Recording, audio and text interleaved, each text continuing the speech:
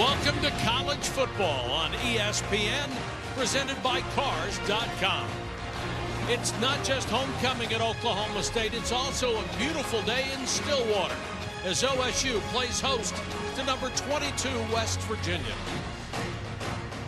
Good afternoon, everybody. Mike Patrick, Ed Cunningham. It's great to have you with us. Quint Kessenich will join us shortly.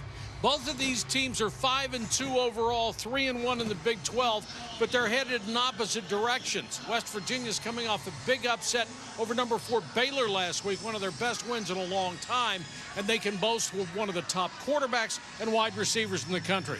And what a difference a year makes. For Dana Holgorsen, the head coach, was on probably the hottest seat in America coming to this year, but Clint Trickett is having a great senior year, and have they ever found a star in Kevin White.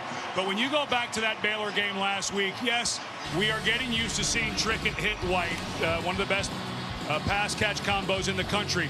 But this is a team that has run the ball 50 or more times this year, 4 times. That is not like Dana Holgorsen, and has finally found a little bit of swagger on defense. Last week against Baylor, they played way more aggressive. They played more press coverage. Although they're not great in the secondary, they're very athletic up front. Expect to see more of that pressure today against Oklahoma State. Oklahoma State was clobbered last week by TCU. When you are as young and inexperienced as the Cowboys are, the growing pains can be really tough. And Mike Gundy knew coming into this year, they lost 33 out of their top 44 players from last year's team. They had a couple of recruiting classes they missed on, so they knew it was going to be all freshmen and sophomore. The hard part for them is they're sitting right on the bubble of bowl eligibility. This game and maybe 1 or 2 down the stretch on a very tough schedule could be the one that gets them over the hump. And when you have a young team, those extra practices, they go into next year to help you out. All right, homecoming weekend at Oklahoma State. They try to roll right along. West Virginia trying to keep it going. Oklahoma State trying to turn it around. We'll be back right after this.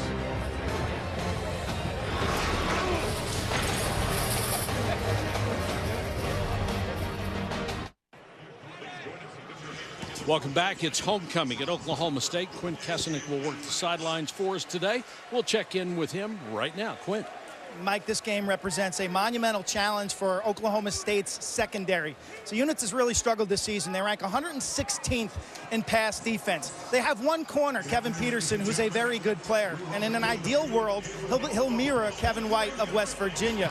The other corner, that's where things get dicey. Ashton Lampkin remains out with an injury, so you'll see Ramon Richards, a true freshman from San Antonio, a kid who was playing high school quarterback 12 months ago. He, at times in this ballgame, will have to match up with Kevin White. That'll lead to a safety over the top, and that's where things get interesting. Jordan Stearns, only a sophomore safety, last week linked to 3 TCU touchdowns, including one where he misplayed a deep ball. Big test right now for Oklahoma State's defensive backs, Mike. All right, thanks, Quint. West Virginia has struggled with kickoff coverage. They're number 112 out of 125 teams.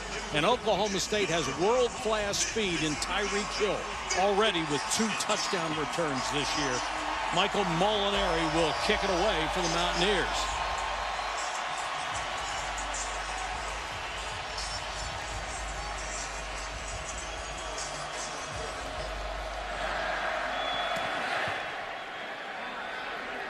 Got all of this one and drove it out of the end zone, so Oklahoma State will start from the 25-yard line. Cowboys quarterback is Dax Garman. He's coming off a tough performance against TCU. Completed only 10 of 25 passes for a meager 132 yards. The offensive line is very young, and they've had trouble protecting. And unfortunately, they lose a receiver, a sophomore, Jawan Seals, suspended for today's game, a starter before public intoxication. He was charged with public intoxication after last week's game, so he's not in there. Expect Oklahoma State to get more into some power run formations. You already see right now you have a 2 tight end set. This is very rare for Oklahoma State. They're going to try to get the power run game going. Garman comes out of that tight set and throws on first down, complete out to about the 30-yard line. Got it out to James Washington, who's starting for Seals. Well, you mentioned Tyreek Hill has the fastest 200-meter time ever in high school in our country. So, yeah, I'd say that's world-class. Jeremy Seaton, a fullback and tight end. He'll move all around. He's a big target in the pass game. Darrell Worley, who was hurt his ribs last week and was questionable. He will be able to play today, so that is good. But Terrell Chestnut will not play today for West Virginia with concussion symptoms.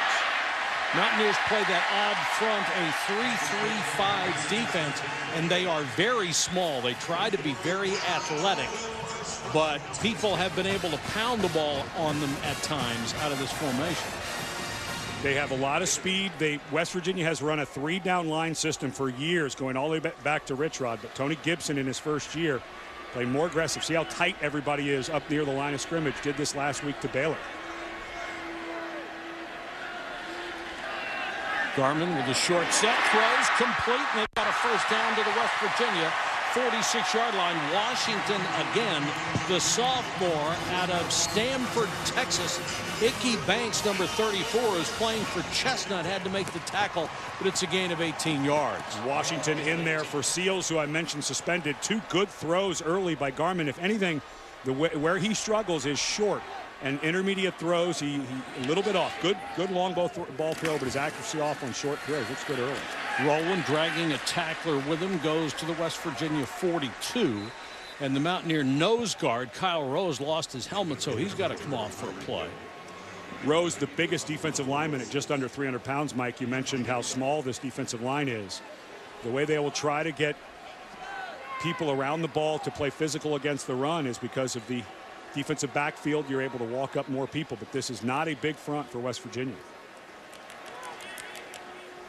Mountaineers show pressure, which is something they did very effectively last week in the upset of Baylor. The question is, will they try the same scheme this week? And here they come, a sellout blitz, and the pass is incomplete. And even if you don't get there, what you're trying to do is rattle the quarterback and make him that much more inaccurate. Well, and Dax Garmin saw what was coming. K.J. Dillon, the strong side linebacker, showed he was going to blitz, got exactly what he wanted, but that ball was just off. He was throwing that to David Glidden. The call was there. They changed the play, but that's been the problem. J.W. Walsh, of course, was a starter at the beginning of the season. He hurt his foot in the second game, done for the year. And Garmin, a young man who has not played since 2009. He had some transfer issues in high school, transferred from Arizona to here, sat out. This is his first action since way back his junior year in high school. That's a remarkable story. Pressure again. Garmin throws this time and completes it down to the 40. Got it to Austin Hayes, making only his 8th catch of the year, and Carl Joseph made the stop for West Virginia. And I think looks like go for it down here, because if you punt it, you're out of field goal range. So, and if you punt it and it goes in the end zone, you're only gaining about 14 yards. This is going to be a quick throw, I would imagine. West Virginia again shows blitz. And Tyreek Hill, number 24, is in as the running back. He's the kid with that world-class speed. Splits his time between running back and wide receiver. Garmin under pressure. And throws incomplete. Again intended for Hayes. Noble Wachuku was putting on the pressure from his left defensive end spot. And so far, the go after the quarterback strategy has worked. It all comes down to quarterback play. This is there. It's picked up. You threw it. It wasn't picked up. The guy came loose in the middle, but you knew you wanted to hit that long route to Hayes, and this is just a missed throw. Good call from the sideline twice from Oklahoma State to change it. I think it was right to go for it, but Garmin just off on 2 throws there at the end of the drive. Clint Trickett is West Virginia's quarterback, number 3 in the country in passing yards, over 2,500 so far. He's riding a school record streak, 8 straight games with at least 300 yards passing. And he comes out throwing, little screen. And into Oklahoma State territory. Wendell Smallwood picks up 14 yards on the swing. They've got a slew of backs who split time at West Virginia, and their best lineman, Quentin Spann, was out in front providing the convoy.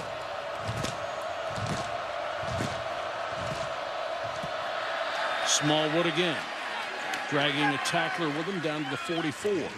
Well, you mentioned one of our impact players already. When you think of Daniel Holgerson, you don't think about guards being the most important players. But in this offense, and maybe on this team, these are 2 of the most important players, along with Mark Lewinsky. Ofa Hautau in the middle there is having a great year, very active. And Kevin Peterson, we already mentioned at the top, the best cover guy. Will be looking at Kevin White quite a bit today. Smallwood again off the left side, following his tight end, breaks clear at the 30 down to the 25.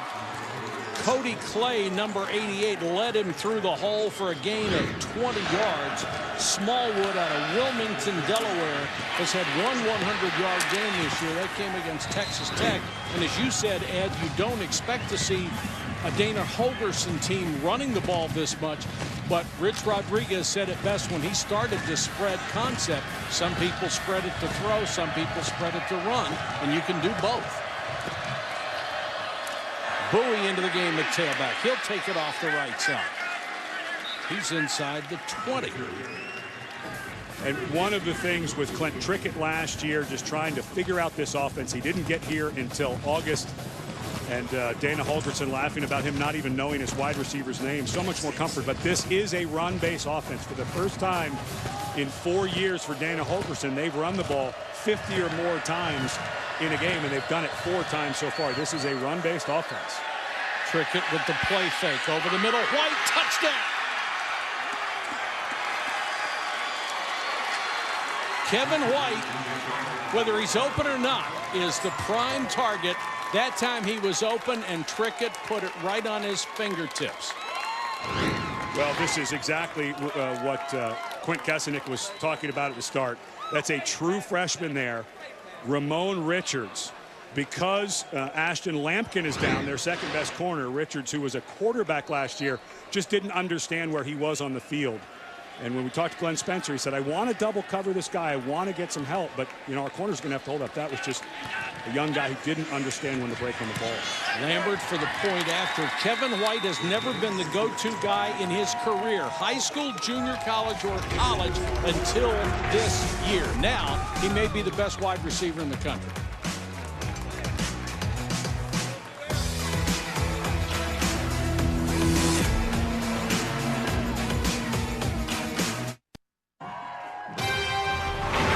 ESPN College Football is presented by Cars.com. All drive, no drama. They call it the Spirit Walk. The band and the Spirit Squad lead Mike Gundy and the players on a stroll to Boone Pickens Stadium 2 hours and 15 minutes before the game. This is a tradition started by Les Miles, the Hat, when he was the Oklahoma State head coach. Mike Gundy was on that staff. Les Miles started a pretty impressive run of offensive coordinators. Here, Les Miles became a head coach. Mike Gundy became a head coach. Dana Holgorsen became a head coach. Todd Monken became a head coach. Larry Fedora became a head coach. Everyone who's been an OC here for a while has gone on to be a head coach. Something in the water here in Stillwater. Hill 5 yards deep, decides to take a knee.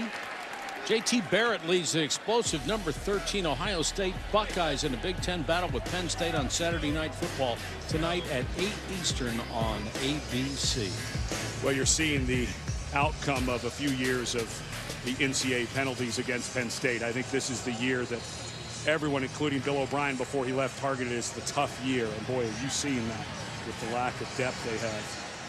And on the other side, anybody surprised about Ohio State does not know what Urban Meyer can do. He's an exceptional coach. And J.T. Barrett, the way he's played over the last 5 weeks, right back into the national championship conversation. See if Oklahoma State can generate a little offense. Garmin on the half roll. And completes a pass up over the 35 for a first down. Throws to Jeremy Seaton, who's his H-back / tight end / fullback. And they want to go fast. And they give it to Desmond Rowland. You know, last week in the loss to TCU, pretty rough going for the offense. And this offensive line, who has lost 5 players that were expected to be starters or really good backups this year.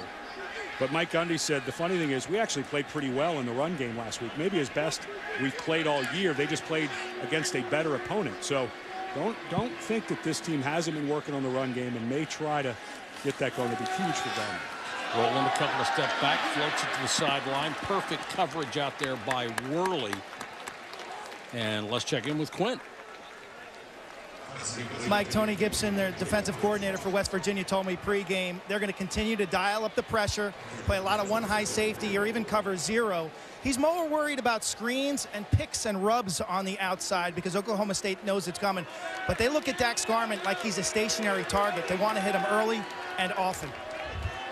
Well, certainly he doesn't show a lot of mobility. About the only time he has moved so far in this ball game has been on planned rollouts. And there's that one safety in the middle of the field. They call it the one high. He's about 18 yards from scrimmage, and we'll back pressure coming on Garmin again. Drilled as he got across the 40-yard line. Looked like a hold, and this will come back. Kwiatkowski, the middle linebacker, made the tackle.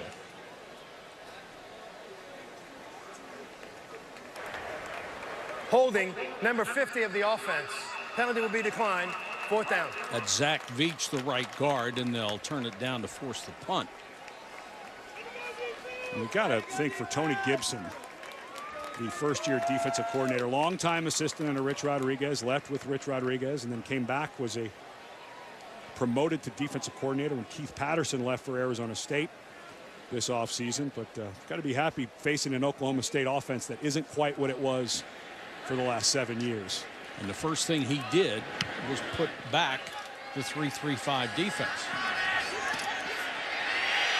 Taken on the bounce, and the Mountaineers down at the 10-yard line after a 48-yard punt, 1-yard return. We check in with Reese Davis.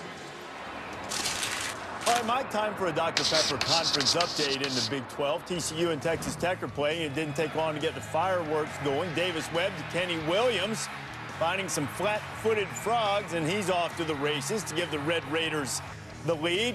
Didn't last long. So a minute and a half into the game, we got 2 touchdowns after Aaron Green sees the Red Raiders C parting for him to make it 7-7, and Tech drove down and kicked a field goal. Haven't even played 4 minutes yet. It's 10-7 already. Reese, thanks very much. 7-0 here, West Virginia. They'll start from their own 10. Smallwood back at tailback. Finds another nice hole, picks up 4 to the 14-yard line. Stopped by James Castleman, one of the 2 returning starters along that defensive line, which is probably the best unit on this Oklahoma State defense. For West Virginia, it's been follow the fullback, Cody Clay, number 88, listed as a tight end and H-back. He's been the guy who's been leading the run, so might start getting a key on that. The 262-pounder. And Smallwood will get a couple here out to the 16. Well, you go all the way back to 2010, Mike, when Dana Holgorsen was the offensive coordinator here at Oklahoma State. He was only here 1 year. Mike Gundy brought him in, said, I want you to install an offense. I want to be more of a CEO of head coach. So you're seeing Holgersen's offense. It is still run. It looked like there was defensive encroachment.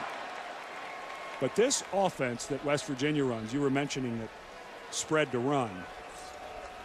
If you think of Offside, number 92 of the defense. The 5-yard penalty makes the line to gain. 1st down. Jimmy Bean, the veteran defensive end, made the mistake, and that cost him an automatic 1st down. You don't want to help West Virginia here, do you? No. But going back to this offense, if you think of all the great offenses here at Oklahoma State, yeah, you think of Des Bryant, you think of Brandon Whedon, all the great throwers. It really was about the inside run play, the inside zone play. And right now, this offensive line for West Virginia is giving them so many options because they can block the middle 3 people.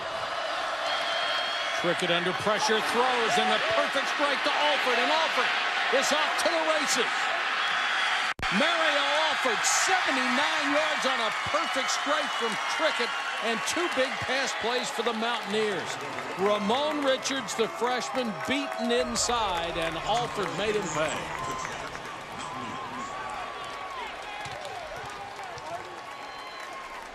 Run, run, run, set you up, and throw. Well, you could see the safety came running down. What he's reading is the swing pass, so the safety comes running down, and exactly like we saw before for the young cornerback, he let Kevin White inside too hard. That time, if you don't have a safety inside help, you cannot let the receiver break to the inside. There's no safety there. He was coming up to run to do the run support. However, looked to me like that safety could have waited just a beat longer. A 3-play drive that went 90 yards in a minute 19. And West Virginia up by 2 scores. First quarter from Stillwater. I just want to say thank you for this day. Welcome back to Stillwater. Homecoming weekend, and West Virginia spoiling it so far for the Cowboys, 14-0. Well, unfortunately for Glenn Spencer, the defensive coordinator for Oklahoma State, he's getting awfully thin in his secondary. A note this morning, Jawan Offrey is another defensive back they're missing because of suspension. But West Virginia is trying to buck a trend here. In the last 2 years under Dana Holgorsen, they've had some key wins, 2 back-to-back against Baylor and Texas, 2012. Then they stumbled down the stretch. And then last year they took Oklahoma State probably out of the Big 12 championship and a trip to the Fiesta Bowl, and then couldn't rebound from that. So got to be nice for Holgorsen to see after a big win against Baylor coming out and striking the way they are. You have a tough time covering kickoffs. Just have Josh Lambert kick it out of or deep into the end zone. This one might be returnable. Hill 3 yards deep. He'll bring it out. Trying to get to the outside with that speed. And he's chased out of bounds. Good coverage that time at the 15. Here's Reese Davis. All right, Mike, want to get you up to date on a couple of highly ranked teams. First, #1 Mississippi State. Josh Robinson, a little bit underappreciated at times, goes through Kentucky for the first score. He's had over 400 yards in his 3 previous games, a touchdown early. And Jeremy Langford caps off a 75-yard drive for Michigan State against Michigan. Not unusual to see the Wolverines with a 0 on the scoreboard against Sparty, or halfway through the first on ABC. Boy, Reese, you're right. It's been a struggle for them. Oklahoma State will take over at its own 14-yard line. Tyreek Hill behind Garmin on this series. Garmin, short set, throws complete to Brandon Shepard, who leads his team in receiving yards, but still shy of 400 yards. Wes Tonkery, the outside linebacker, makes the tackle. This offense, since J.W. Walsh went out, has really struggled. Walsh was more of a playmaker, could run it last year with Clint Chelf. At the end of the season, you could run the option, but Garmin, a young man, just getting his experience, his first time playing in college, but he's not the runner that they've had at the position, so still trying to find who they are. Hill straightening the middle line, picks up only a couple. When you have a backup quarterback that really hasn't been on the field since 2009 and a totally inexperienced offensive line, that is a combination for disaster. Yeah. There's so many things that automatically you can't do. And that's J.W. Walsh, who had surgery on that foot. You can see the boot. They've started saying this week that he is done for the year. Reports were that he may be back, but he'll be a junior next year, so he'll get another run at it. But for this year, Hill on the screen. High steps his way across the 40 to the 43. When he was in high school, he ran the second fastest 100-meter dash ever by a high schooler. It would have been 6th in the Olympics had he posted that time. He was a junior college guy. You mentioned Glenn Spencer, the defensive coordinator. His home is in Georgia. From the state of Georgia, they went and got him. The fake to Hill, instead the throw outside. Glidden makes the catch. And Garmin, his best toss of the ball game so far. And when you watch Garmin, he really does have a very live arm. He throws the deep ball very well. The ball comes out quickly. He throws the ball pretty effortlessly. Is not great with actual touch yet, but that's not unusual for a guy who's really playing his first college ball of his career. Garmin, play fake. The out complete to Washington. He's brought down by Ricky Rumpf. Well, this is the far hash to the far out route. This is the one where you say, does the guy have the arm strength to make this throw? And Garmin clearly does. He really does have a gifted arm. We'll see how his experience and actually improves. Off on that one, as Worley had good coverage on the outside against Marcel Aitman. But you go back and Mike Gundy, when we were meeting with him yesterday, you were mentioning this offensive line and how they're missing 5 guys. He said it's hard for Garmin. He's playing the first time. He doesn't quite have the weapons the quarterbacks in the past had. The offensive line's not playing great, and we just can't. He's not able to improve as much as he could if he were getting protection and some run game help. Flags down. Somebody moved. False start. 58 of the offense. 5-yard penalty. Second down. Daniel Koenig, the left tackle. Well, for Dax Garman, it has been a long, strange trip. He transferred in high school. They felt like he transferred for sports reasons, so he was made ineligible. They moved to Texas. However, in Texas, they felt like he moved again to become eligible, so they said he was ineligible for his senior year. Then went to Arizona to try to play for the Wildcats and decided then to transfer back closer to home to Oklahoma State, and that is why he hasn't played since his junior season in high school in Oklahoma. Garman with a deep ball into double coverage, and it's picked off by Drayvon Henry for West Virginia. Their 5th interception of the season and a pass that was underthrown. For Garman, his 8th pick of the season. And West Virginia ball when we come back, already up by 2 touchdowns.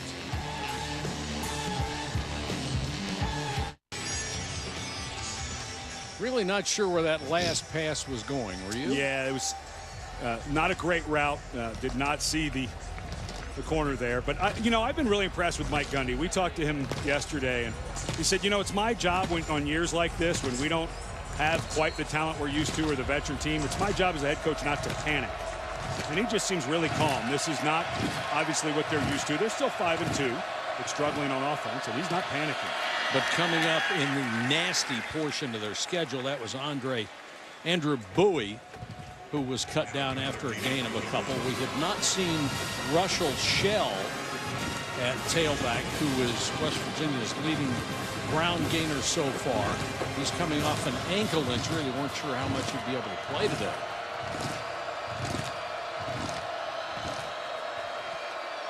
Trickett, long delay to Bowie.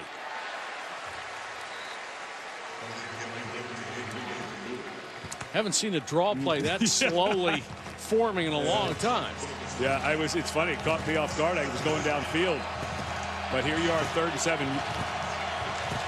The problem have been on the short side of the field. This is where they've had the trouble for Oklahoma State. 5 wide receivers. Keep an eye on White. He's in the slot on the near side. Trickett steps up, throws to White. Can't get away from the underneath coverage. Very solid. They take him down at the 21. Furman and Jacobs, both outside linebackers, converge on the nation's leading receiver. And for Glenn Spencer, the defensive coordinator for Oklahoma State, that's got to be a sigh of relief. Your offense turned the ball over, so you go out, you get your first 3 and out of the ball game after the offense hasn't done much. Get your guys out. It's a 90-degree day. Get a nice break here early in the ball game. Hill on the punt from O'Toole. Crosses the 30 to the 31-yard line. A return of 3 after a nice kick. 50 yards.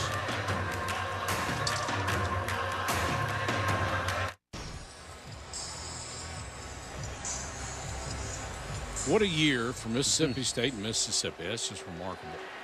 And what a year for Kentucky, starting to be relevant. Mark Stoops doing a wonderful job there. Oklahoma State starts from its own 31. West Virginia showing pressure again. Here they come, and the pass underneath to Teddy Johnson. The fullback couldn't handle it. K.J. Dillon coming on the blitz, and West Virginia's just throwing the kitchen sink at Oklahoma State the way they did last week against Baylor. Yeah, when we talked to Tony Gibson, the defensive coordinator, he said this entire defense had lost their mojo last year and have over the last couple of years. And Gibson, a former college defensive back, he's brought a lot more aggressive.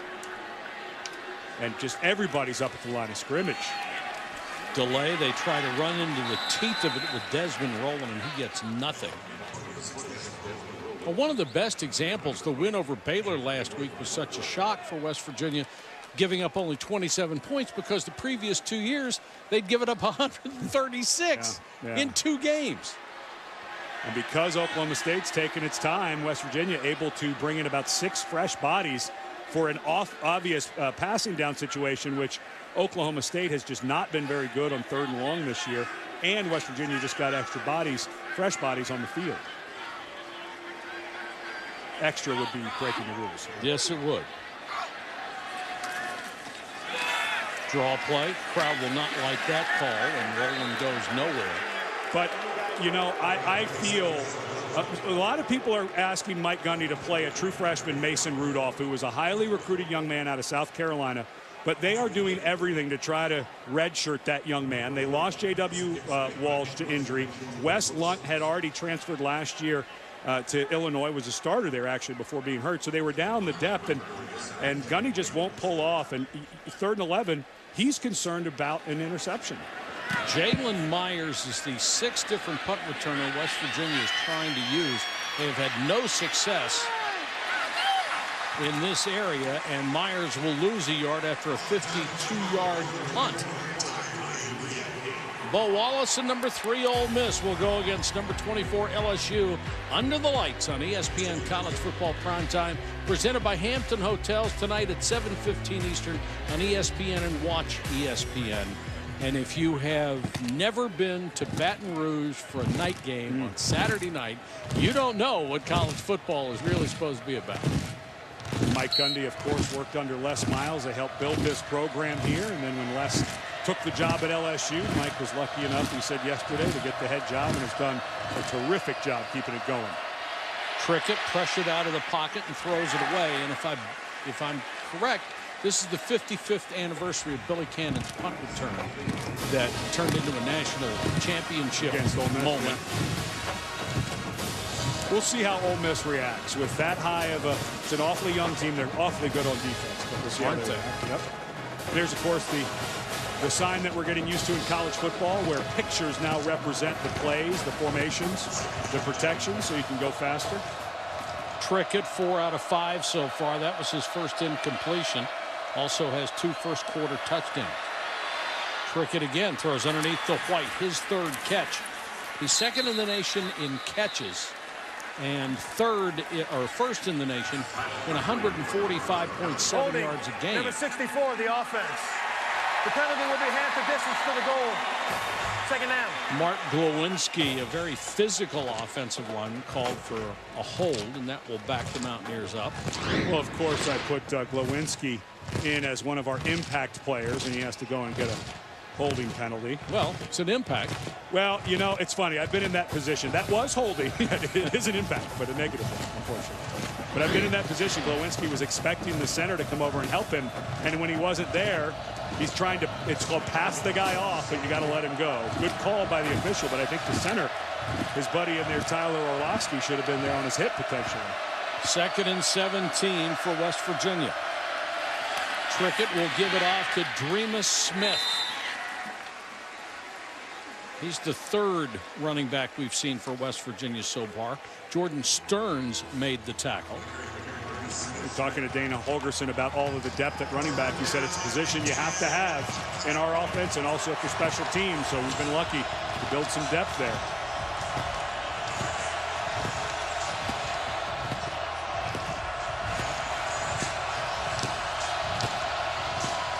Third and long for West Virginia. 1:34 to go first quarter. 4-man rush. Trickett under pressure. Fumble. West Virginia recovers, but Trickett got clothesline. Emmanuel Ogba, number 7 in the country in sacks, came off the quarter with a vengeance. Ogba just a sophomore, and the coaches have been raving about his ability. He comes off the right tackle, just runs right by number 78, Marquise Lucas. That's just nothing but a speed rush. Causes the fumble and gets the sack. Trickett's lucky he was able to get up from that one. The kick to Tyreek Hill. Trying to make something happen and loses 4 yards for his trouble after a 44-yard kick. Well, they've been talking a lot about Ogba, and they've been expecting this type of productivity, and they're starting to get it. Just a good dip underneath. A little bit slow out of that. Boy, a real physical tackle. And give some credit to Lucas, the tackle who got beat. He didn't give up on the play. He went and recovered the fumble. If you don't recover that, Oklahoma State clearly did. He was the only guy in the position. So at least give the tackle a little bit of credit for finishing the play. But Ogba just got a great get off. Ogba now has 8 sacks on the season. He has been a bright spot.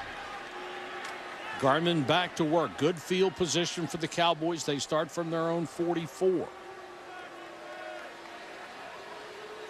Rowland tries to get to the outside, has his legs cut out from under him by Worley, who had a rib injury a week ago, missed a lot of the ball game. Healthy enough to start. He is very talented at that corner spot. Well, Worley's one of those guys you mentioned about the trouble they've had in punt return. That rib injury last week was because he was one of those multiple players back fielding a punt, fumbled it, fell on it, and injured some ribs, but able to go today. Unfortunately, Terrell Chestnut not able to go though. So both teams a little thin in their cornerback positions. 2nd and 10 for the Cowboys.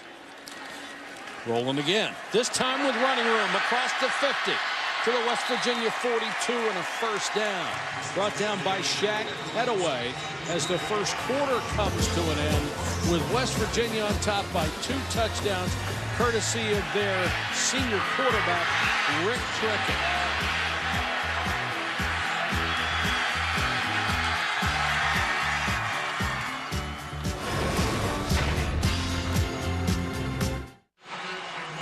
Before we went to the break, I called quarterback Clint Trickett Rick Trickett, and that was because I was thinking about his dad, who was a longtime coach, former West Virginia coach, who's at Florida State, and it's been a football family. Rick's in his 41st year of coaching, and when you have a coach's kid who grows up to play a quarterback, he knows a little bit about the game by the time he starts. Yeah, and it was a tough weekend last weekend for the Trickett family. Rick missed the game against Notre Dame. He suffered a heart attack before coaching for Florida State. And Rick, they didn't tell Clint until after the game, and of course it was a big win for Baylor, but all is well.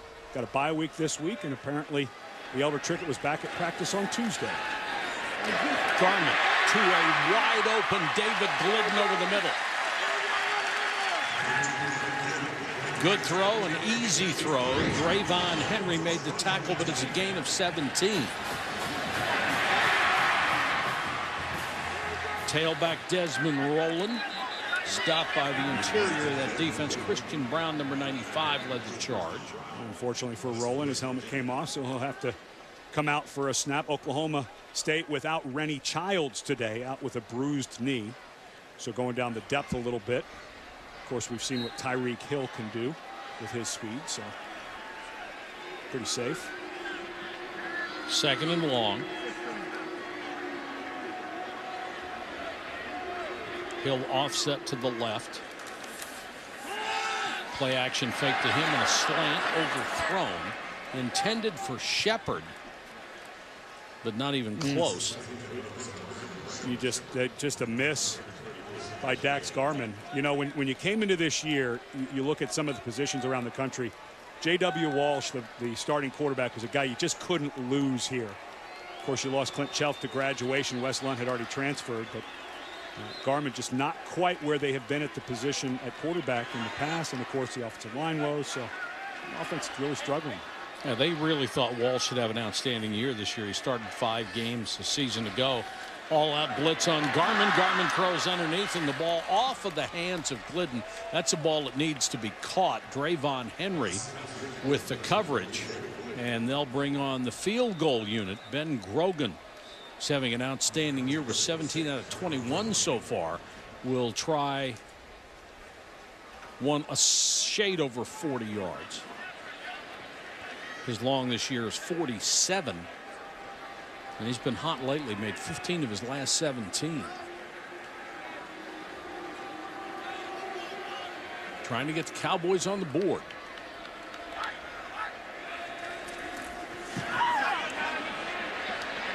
Plenty of leg, and he knocks it through.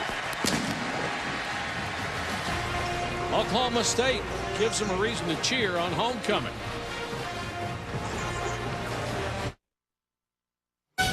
ESPN is your home of the new college football playoff. Welcome back to college football on ESPN, presented by Cars.com. 14-3 West Virginia. Kickoff coming. The Mountaineers have struggled with kickoff coverage, but returning it, they have been brilliant. And Oklahoma State, a very good unit covering.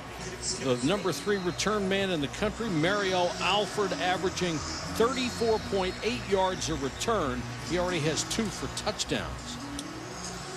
And as we near Halloween, Lucy went out on the field and knocked the ball off the tee. super hot today, unseasonably warm. I bet it's well over 100 down on the field.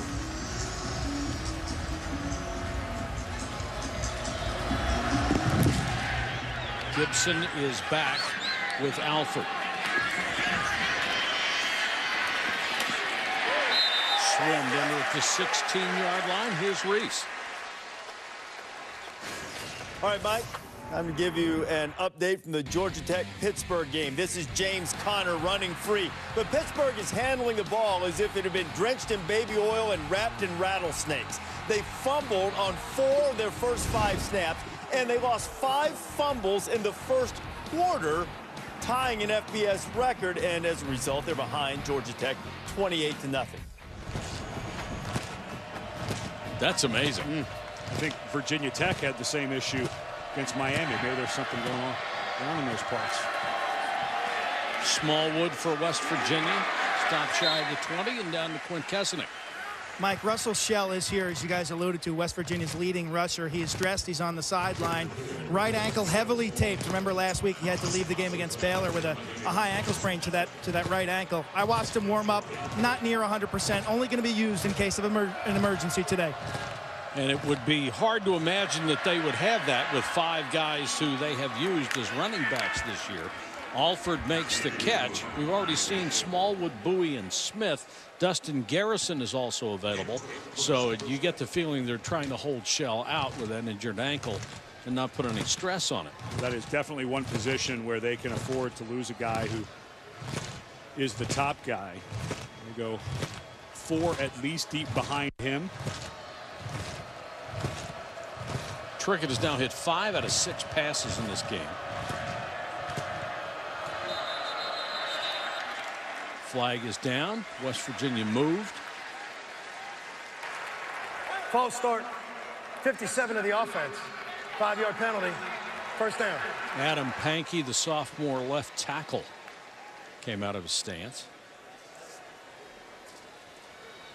And West Virginia offensively pulling back a little bit, slowing down some. This Oklahoma State defense, which looked like they were going to get gassed a bit early, able to kind of regroup here. Smallwood. Just the 27-yard line. They have to reach the 31 for a first down. Sam Wren, number 89, made the stop. Excuse me, they have to get back to the 31 for the original line of scrimmage.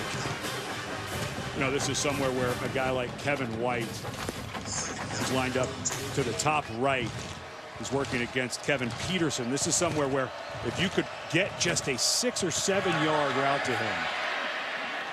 Instead, a very conservative call. The draw to Smallwood, and Ryan Simmons, the middle linebacker, makes the tackle. How crazy is this? But it feels like Dana Holgorsen is calling this play like he trusts his defense right now. Yes. They're at 14-3. How many times could you say that in the first 3 years for Holgorsen? But right now, he probably just feels like if I don't turn it over and we do what we do, we should be able to get out of here with the win. And I don't think he's wrong. Smallwood again. Room to run this time. And Smallwood cracks across the 45 to the 47-yard line.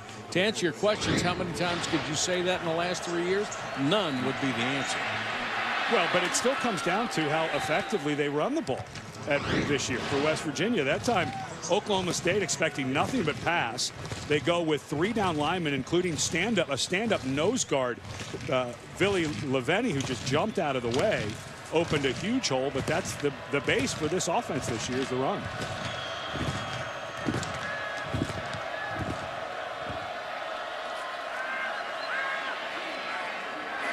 Trickett floats it out to the right side to Dreamus Smith. And Sam Wren chased him as a defensive end and made a good play. I'll go back to the previous play and check out Wendell Smallwood. Oh, boy. Just gets a helmet-to-helmet shot there at the very end by Josh Furman. He gets up immediately waving his hand. So we'll check on Smallwood. We already got a report that they will likely be out without Shell today. Trickett for White. Double coverage, and the man who had him closest was Kevin Peterson and did a good job right on his shoulder. They've already shown Oklahoma State struggles on the other side. Ramon Richards is down, and this is just excellent coverage. Step for step by Peterson, found the ball, and now a very big third down with Smallwood out. This is a throwdown. 3 down linemen for Oklahoma State, no pressure. So now Trickett going to change the play. You need a little bit of longer route because everybody's backing out. 3-man rush. Trickett with time throws underneath. Alford to the Oklahoma State 46. That will be shy of a first down. Yeah, but right on whether you should go for it or not on fourth, and if it were 1, maybe, but 4th and 3, again, it's odd to see Dana Holgorsen trusting his defense as much as he has, but with Dax Garman and the Oklahoma State offense struggling the way they are, I don't blame him. Tyreek Hill is deep. O'Toole floats his kick down to the 10-yard line. A little spirit dancing and homecoming. It's supposed to be the best homecoming in the country. It is the best dancing, obviously. Isn't that a soul song? ESPN College Football is brought to you by Wells Fargo. When people talk, great things happen. That's the Boren Veterinary Medical Teaching Hospital here on campus. 4th-year students in OSU's College of Veterinary Sciences getting terrific hands-on training. The Boren Veterinary Medical Teaching Hospital provides care for about 12,000 animals each year. Big 12 standings, and it is a jumble right now with Kansas State at the top. And I think if you talk about the college football playoff, I would think Kansas State, Baylor, and TCU are probably the only ones. I think it would take a 1-loss team to get in for the Big 12. And if Kansas State runs it out, I certainly think they would deserve it. You go back to that Auburn game. They won that game and just lost it on the scoreboard. That was a bummer for them. Garman with the play fake comes out throwing and throws too high, intended for Shepard, and really exposed him to the contact from Ickey Banks. Ball seems to get away just a bit. You see guys, young guys like Garman with very little experience. They have a live arm. The ball tends to go high on them. There's some technique things you can do, but that's something that in studying film Garman struggles with a bit. He's only hit 1 of his last 6. And they'll keep it on the ground with Rowland, who gets to the outside and picks up a first down. The 6'2", 210-pound senior. Actually, I think this was Hill. It was Tyreek Hill, you're right. Well, when he turned the corner, there is a little difference in the speed when Tyreek Hill has it. And when he turned that corner, and he stepped out at the 25, so didn't quite get all of that forward progress. But he has a little different gear. Defensive coaches were saying that when he was in camp for the first time, our linebackers thought they knew the angles to take, and then they said, oh, we've got to adjust. Hill's in the game. Hill again. And if he gets in the open field, the only people that are going to catch him are the guys from the 2012 Olympics in London. Yeah, his 200 time in high school, he would have finished 6th in those Olympics. Hill again. They wanted to do this. They wanted to come out against West Virginia and establish the run. They got away from it and threw an awful lot early, but now they're back to the run game. And this offensive line, I've mentioned there's 5 players that were expected to be here this season. 1 transferred, 1 went to law school. Devin Davis, who has an NFL future, is injured with a knee. He is out. Zachary Crabtree is out with a left leg injury, and Brandon Garrett is also out. So this offensive line decimated by guys transferring, being injured, but they played better last week and starting to get some gaps for Hill. The injured player is Carl Joseph, the safety for West Virginia, who might be the most talented defensive back they've had in 15 or 20 years. He's just an outstanding, hard-hitting safety. Has started every ball game since he's been on campus at West Virginia. So in the defense run by Tony Gibson. And what a What a difference a year makes. Tony Gibson calling defenses for the first time in his career. A long-time assistant under Rich Rodriguez. Went to Michigan, went to Arizona, got called back by Dana Holgorsen. He does not want to miss this guy. Let's check in with Quinn. Mike, you guys referenced the temperature. Over 90 degrees today in Stillwater. I'm on the West Virginia sideline, which has been baking in the sun. I mean, it's got to be 100 degrees here. Training staff working hard. Guys in front of the mist machines, drinking a lot of sports drink. I get the sense that in the fourth quarter, fatigue could be an issue for the Mountaineers because of the extreme heat today in Oklahoma. Quinn, thanks very much. Mountaineers have already had a couple of players hurt. End around to Shepard. He tries to get to the outside and makes it. Shepard cuts it back. 30, 20, 10. Inside the 10, first and goal, Oklahoma State. Teddy Johnson did a heck of a job on the outside with a big block. Watch how Teddy Johnson stays on his feet here, and give a lot of credit to Shepard for setting up the block. But Johnson, the fullback, he's saying, come on, run with us. Gets another block there. What a great job by 39. Garman throws underneath. It's going to be a walk-in touchdown to Teddy Johnson. So he did the hard work on the last play, and then they set him up for a little swing, and there was nobody there for West Virginia.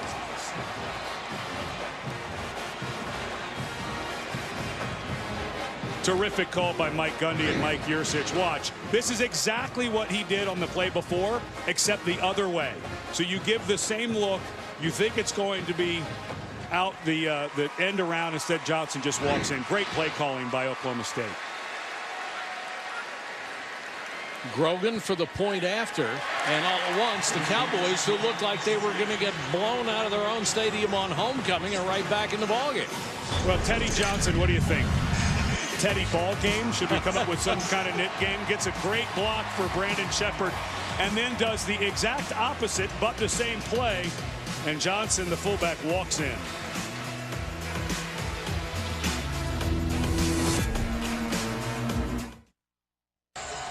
The first touchdown for Oklahoma State in the last 8 quarters. And the last drive took them 89 yards for a score after they'd gained only 143 in the first 5 drives. It's kind of mind-blowing as good as Oklahoma State has been offensively, going all the way back to when Mike Gundy was the offensive coordinator for Les Miles. But they knew it was going to be rough this year. They manufactured a nice kind of end-around play. Found a playmaker in their fullback. Who knew? Very high short kick. Alford from the 10. Swallowed up at the 20. And here's Reese Davis.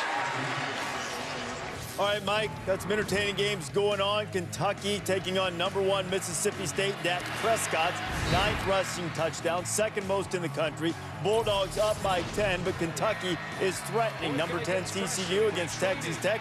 Trevon Boykin on the move. Josh Dotson, those two hook up often. 24-17. Horned Frogs are also on the move. That game still early in the 2nd quarter. High-scoring affair in Fort Worth. Reese, thanks very much. Wendell Smallwood will start this series along with Dustin Garrison in the Mountaineer backfield, along with Trickett. The fake to Garrison. And the complete pass to Dakeil Shorts, true freshman wide receiver. Well, and unfortunately for Shorts, his helmet came off while he was still playing. And the rule says that when you lose your helmet, you have to stop in the play. It's actually a personal foul. If Shorts continues on, it's a personal foul, but the officials did a great job. As soon as his helmet came off and he wasn't down, they started blowing the play dead. Obviously a big safety issue to have a guy running around without a helmet and the ball in his arms.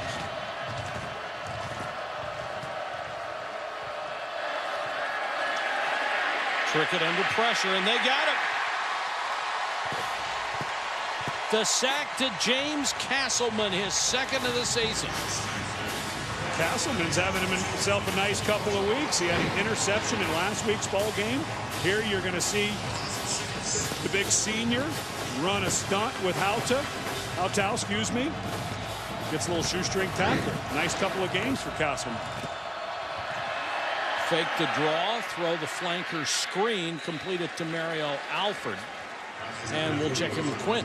Mike, you saw Wendell Smallwood back in the game after taking that headshot. Their athletic director trainer Dave Kearns gave him the okay to go. Big development, though, here. Dana Holgerson telling his receivers, I want fresh, fast legs in the game. Little concerned that Alford and Kevin White aren't substituting themselves out of the game. While West Virginia is going no huddle, they're not exactly playing fast right now. No, they're not, Clint. Got 5 wide receivers in this set, an empty backfield for Trickett. And Trickett throws over the middle, incomplete. A couple of big plays from this Oklahoma State defense. And Mike Gundy told us the other day that the defense is much better than its numbers. And that ball should be caught. Thrown a little bit low, but his receiver went down. But Gundy very happy with what Glenn Spencer's been able to do with a very young group, especially in the secondary.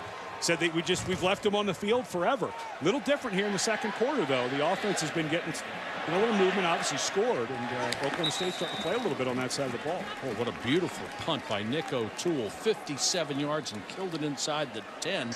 Dayton Wilson was down to stop the punt before it went into the end zone. Let's take a look at our Aflac trivia question for today. Which 3 wide receivers have had at least 7 consecutive 100-yard receiving games since 2000? Well, I know Kevin White from West Virginia is one of them. Yes. That's why we're asking the question. You got to figure we're at Oklahoma State, where a lot of great receivers have played since 2000. So I don't think there's an Oklahoma State grad in there. So the Cowboys will start deep in their own territory after being able to spot West Virginia 14 points and come back and close it within 4 on a field goal and touchdown of their own. And I think you're going to see at this part of the field Oklahoma State be incredibly conservative. You have seen that Garmin, the quarterback, has not quite figured out the accuracy issues he has in the short passing game. So don't be surprised if anything thrown here is just going to be a long throw or a screen. Carl Joseph is back in at safety, and there's the screen to Hill with all that speed. There is a flag down back at the 3-yard line.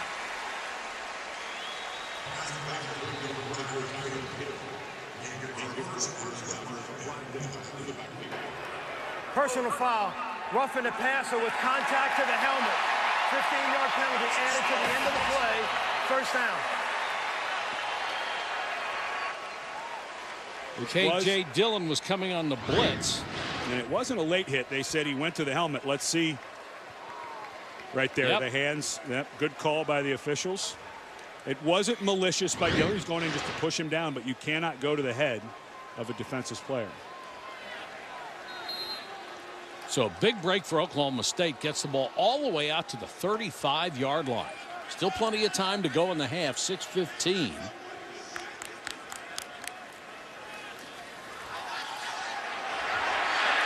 Wide open down the sideline, Robinson to the 26-yard line of West Virginia. 40 yards.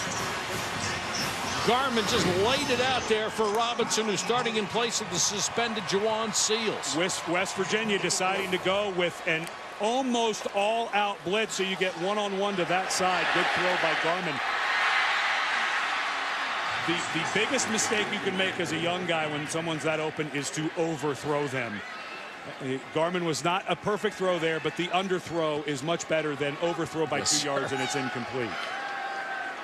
A couple of yards for Desmond Rowland. Hill goes in motion. They fake it to him.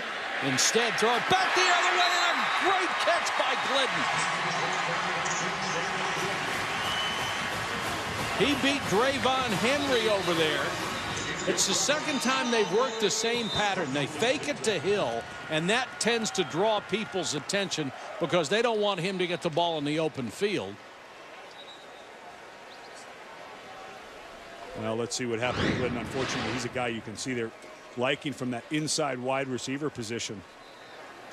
Let's see how he goes down. Wonderful catch. Well, that left, I think when he landed on that left leg as he went to roll over, it looked like maybe, well, yeah, it looked like the left leg may have jammed in the ground as he rolled over. Can't afford to lose Glidden. He's their leading receiver.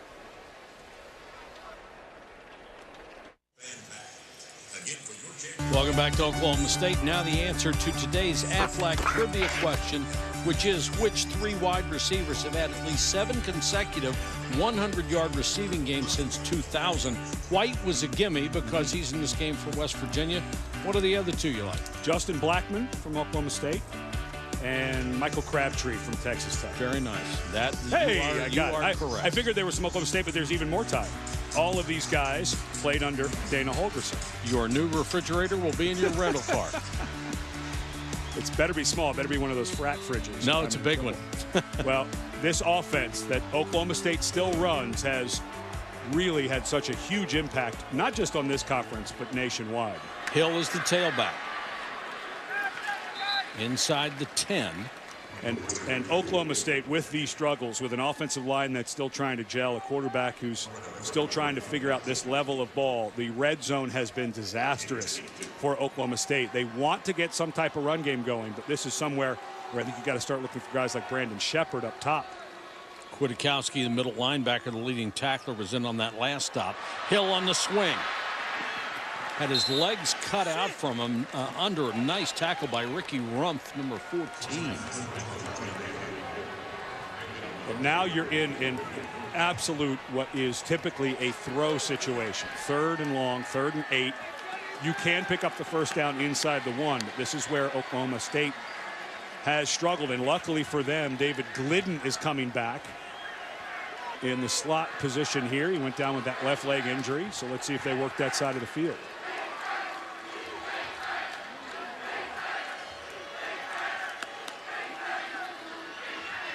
Garmin under pressure, and they got him. 3 Mountaineers were there. Brown was the first one that got him in his face and made him move. And then when Edward Muldrew came in. And this is exactly what West Virginia was able to do in the red zone against Baylor last week. It was covered. Garmin looked exactly where we thought. He looked right over to Glidden, who was running a corner route trying to get into the end zone, and it was completely covered with pressure. Ben Grogan will try from 36. He has already hit from 41. This would make it a 1-point game.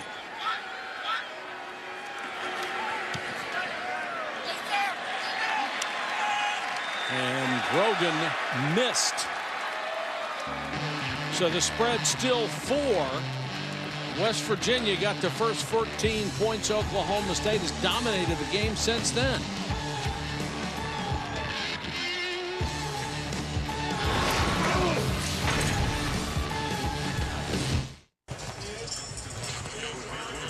Celebrating its 10th year sponsoring the Good Hands Field Goal Nets, Allstate makes contributions to participating universities' general scholarship funds for each field goal and extra point kick. Since 2005, Allstate has contributed more than $3.6 million in scholarship funds.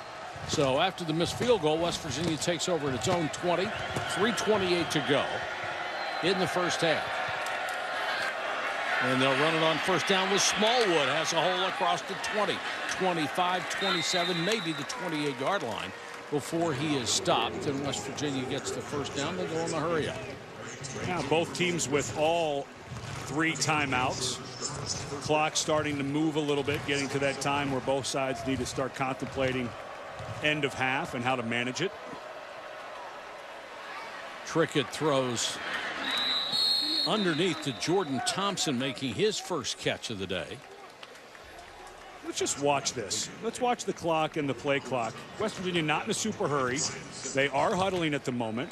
You've got, feels like you've got plenty of time, but sometimes these drives can start to get away with you a little bit, away from you, and all of a sudden you get behind the clock. But let's see, 3 timeouts. Let's see how they manage this down the end.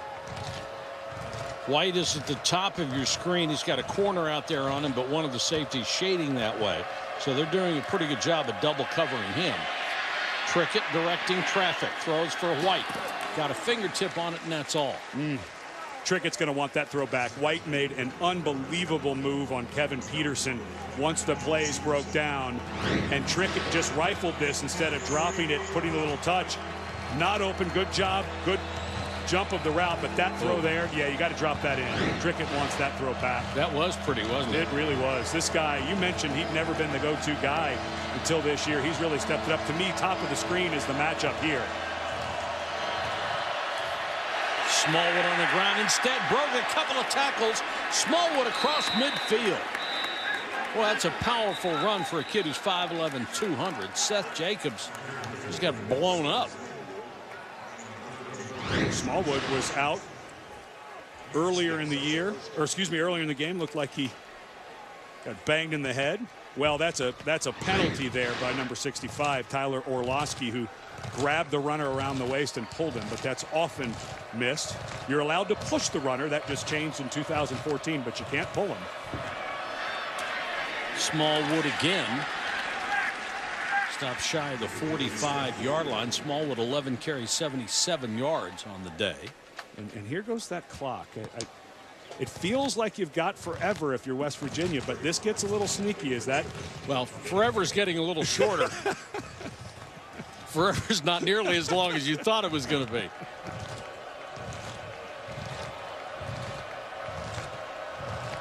Now 135 and counting for Trickett.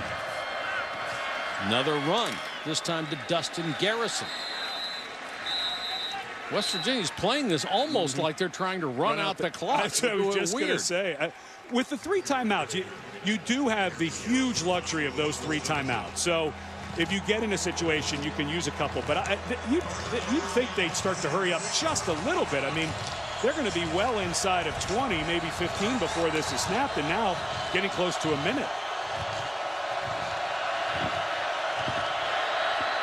Blitz coming on Trickett. Hangs in there and throws incomplete.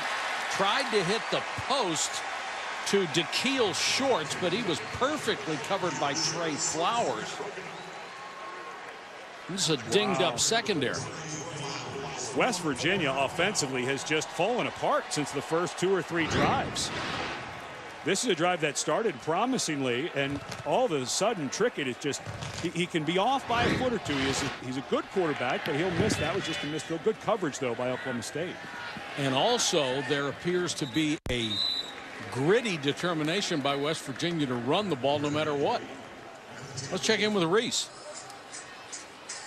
Mike, the Lexus halftime report is not too far away. The Big 12 taking center stage in the afternoon. TCU and Texas Tech with a wild offensive battle. Amir Abdullah put on a show for Nebraska in the Big 10. And the SEC After Dark will look ahead to the night games and also keep an eye on #1 Mississippi State, struggling a bit with Kentucky. We'll see you in just a little bit. Thank you, Reese. We'll look forward to that. And Oklahoma State, with 50 seconds on the first half clock, takes over at its own 10. You don't expect much here, do you? No. But if I were West Virginia, I would maybe consider trying to get Mike Gundy to have to punt this thing, if they can. Use your timeouts. Hill shakes one tackler. It just helped. Sure did. You can say one of those timeouts because he stepped out of bounds at the 11-yard line. Make it the 12. And this is a young player, even though he's a junior college player who just transferred in this year. But that is one where you would want your running back to stay in bounds. You do not want to have to punt this. You obviously don't want to give West Virginia the ball back with decent field position at any time on the clock, given some of the receivers they have. 2nd and 8. Hill again. Drags a tackler with him to the 15-yard line. Well, why wouldn't you take the timeout if you're West Virginia? I don't understand. Here? Yeah, now they do. Well, geez, they let about four seconds go off the clock there. They got it. This is the first timeout of the first half called by West Virginia. Please reset the game clock to 33 seconds. The timeout will be for 30 seconds. Now let's take a look at this week's rankings brought to you by Northwestern Mutual. 2 Mississippi schools in the top 3, sandwiching Florida State. Ole Miss will play at LSU tonight. You can see that on ESPN. Look at the SEC West dominance. That's remarkable. The team that's not in there that had another big win today was Kansas State, though. And if you look at Kansas State, to me in the Big 12, if Kansas State can win out down the stretch, I think they're going to jump right into that and be into the college football playoff. And, of course, TCU sitting there. But remember, Tuesday night, the first night that the College Football Committee comes out with their top 25. Can't wait. The AP will step aside for the committee's top 25. And how different It is. How different their rankings are from the AP and the coaches poll will be something I'll be fascinated to see if they are using the same viewpoint as those two polls have all year long. And there are some differences in those two. Absolutely. And as the committee from starting this Monday and Tuesday, every committee member will go to Dallas, Texas, and they'll work on Monday and Tuesday studying film and talking about all of the teams.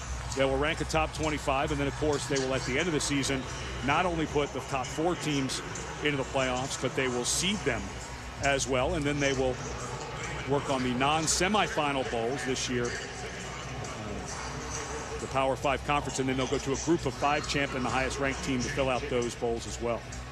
Archie Manning no longer on that committee. He had knee replacement surgery and complications from it, so he is bowed out.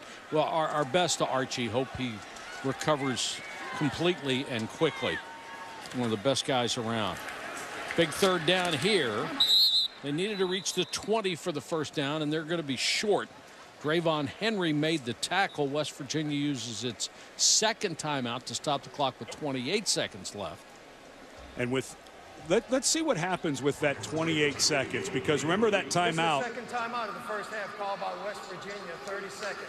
The first timeout that they took, it looked like it took them about 3 seconds to really get it called. So that is 3 seconds is, of course, 1 snap of the football. So you might be 1 play short when you get the ball back here if you're West Virginia. Thinking ahead, they have an outstanding field goal kicker in Josh Lambert, who's won a couple of games already this year with last-second heroics and 3 in his career.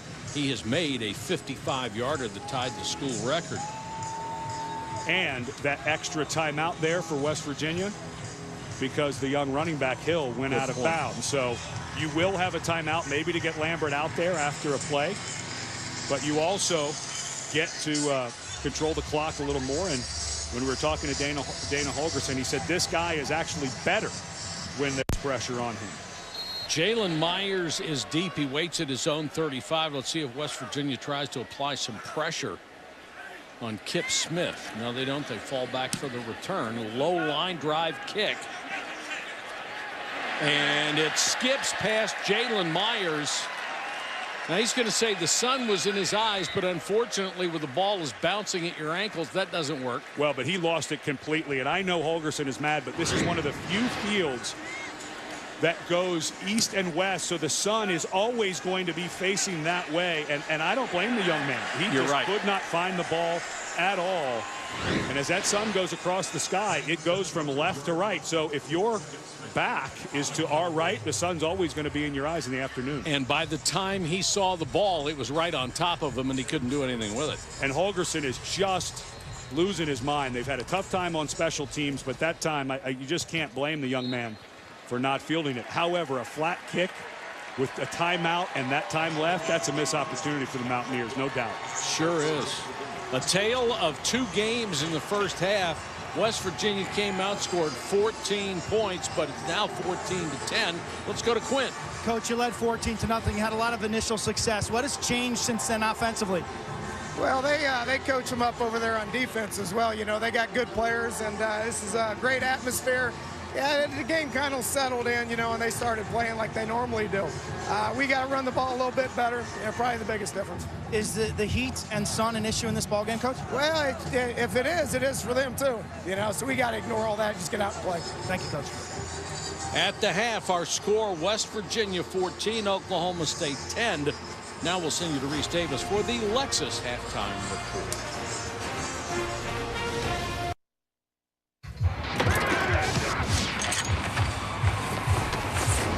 Welcome back to college football on ESPN, presented by Cars.com.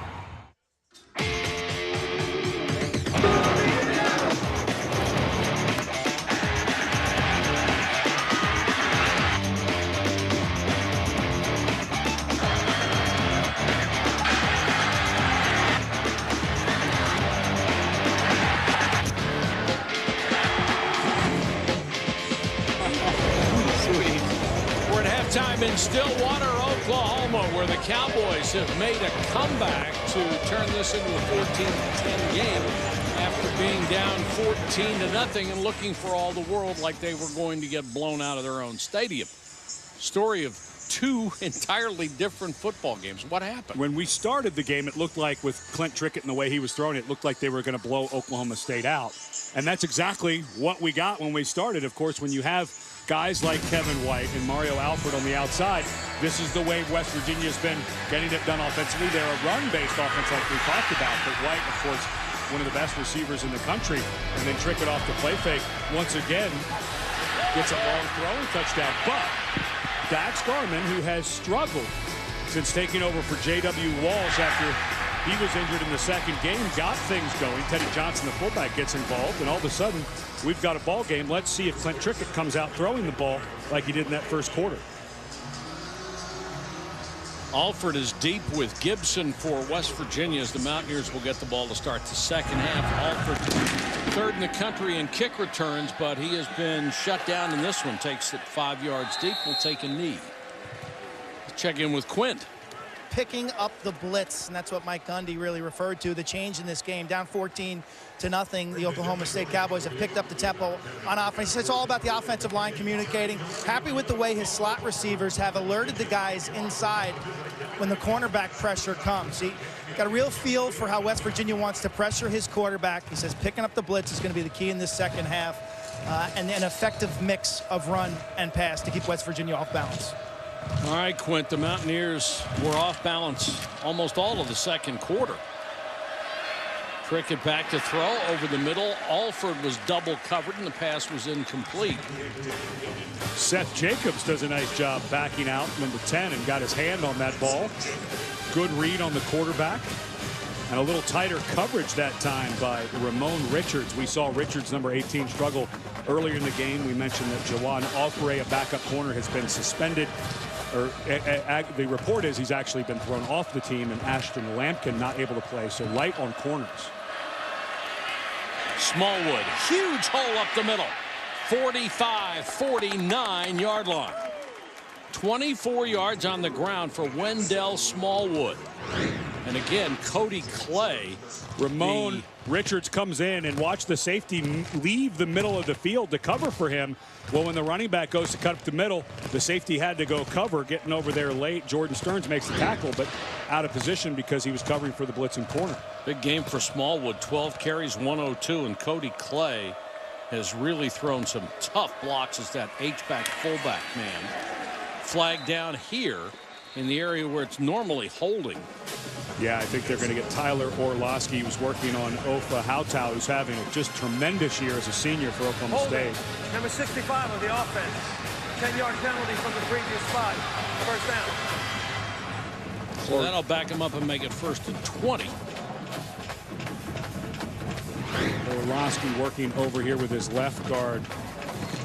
Quentin Spain gets over there, and Hautau just gets a little too low for him. Yeah, I don't know if that's holding. Ex-offensive lineman, I'm saying probably not, but I see where they called it.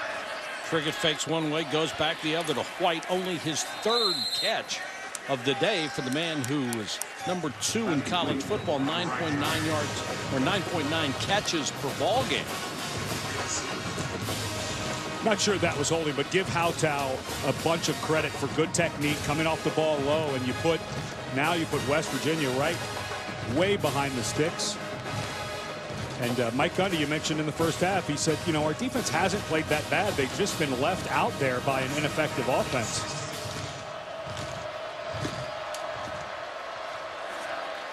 Trickett with time over the middle, complete to Thompson, and Thompson back to the Oklahoma State 48-yard line. Nice job by this West Virginia offensive line. That play took forever to develop. Thompson was about the 4th receiver that Trickett looked at. Good management. When the pocket's there, stay in it. And you better know where Kevin White is on this play. He's to the near side.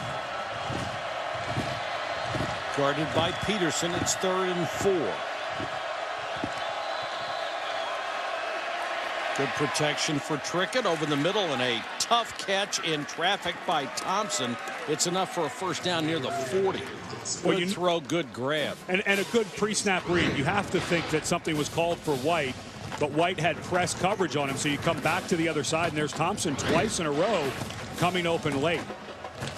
They're going to make sure they have double coverage on him as much as possible. Thompson, with White being used as a blocker this time, will pick up about 5 before Jordan Stearns, the safety, makes the stop. And West Virginia going fast.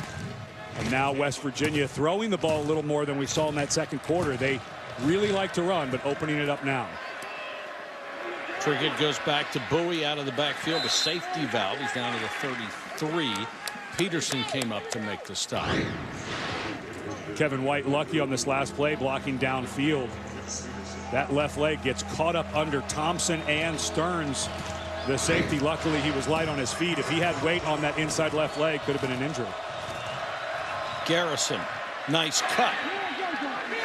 Garrison with a first down to the 27.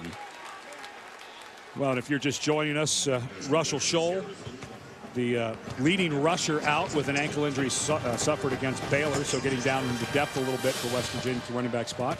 They've played 4 guys at tailback in this game. And that's Dustin Garrison, who was the 4th to enter the ball game. Furman did a nice job out in the flat to make the tackle. This just feels like a whole different wide open attack here on this drive than it did the entire kind of back half of the first half. They're making Oklahoma State run side. Those little swing passes that gain a yard or 2 or 3. Do you know how much the defense has to run? All 11 guys to get out there. So even though you gain a little bit of yardage, you're just taking a lot of energy out of the defense, especially the bigger people. Smallwood picking his way through the defense inside the 20. Need to reach the 17 to keep the drive going. Trickett was super hot to start the first half and doing the same here in the second. This a little different, though. Not as many vertical throws. A lot working the swing pass, working some of the receivers away from the line of scrimmage. Dr. James Andrews totally rebuilt his shoulder during the offseason as Smallwood can't even get back to the line of scrimmage because of James Castleman, who led the charge. But Trickett did not have much arm strength all of last year. He was taking painkilling shots just to play. He has a much stronger arm this year. Was able to lift for the first time in a year. What an excellent job by James Castleman. The center Orlowski comes over there and he keeps going behind him. But Castleman, a guy who's having a couple of really big games. Lambert, 16 out of 21 this year. 2 game winners, will come on to try a 39-yarder. And he started early, had to hesitate, and still knocked it through. And the coaches from Oklahoma State are livid, and they should be. This should be an illegal procedure penalty against Lambert. And they should be backing West Virginia up 5 yards. And you can see the referee right up here at the top. Can't make a step towards the line of scrimmage without resetting for a full count. So West Virginia caught a break there. And what a job to make that field goal.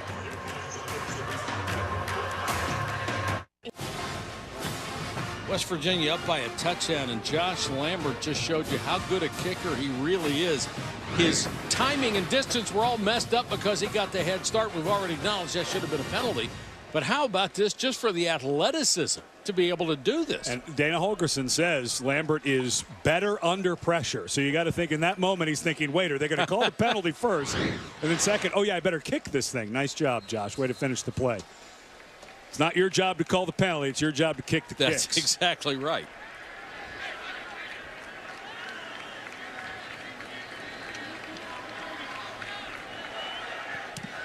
Shepard and Rowland are deep. No Tyreek Hill, and Lambert says doesn't matter who's back. He kicks it out of the end zone again.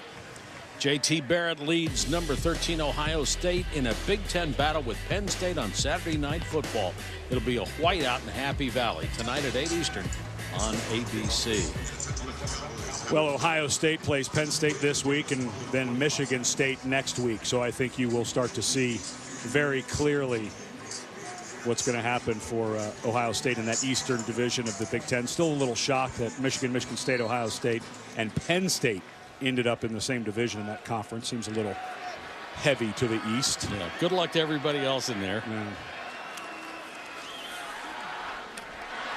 That pattern has worked most of the day. Washington with a good catch as Garmin just drilled it.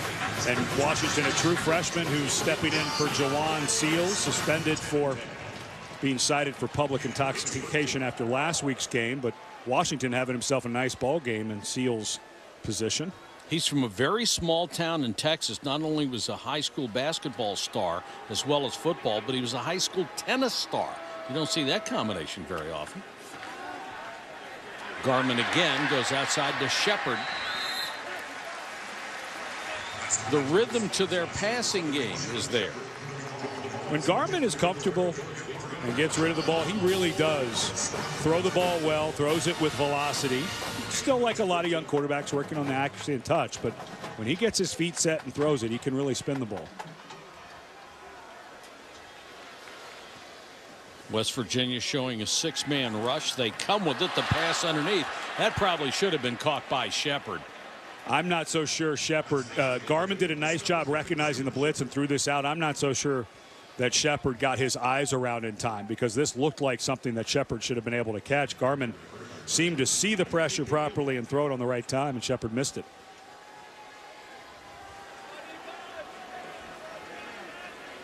Desmond Rowland is the running back.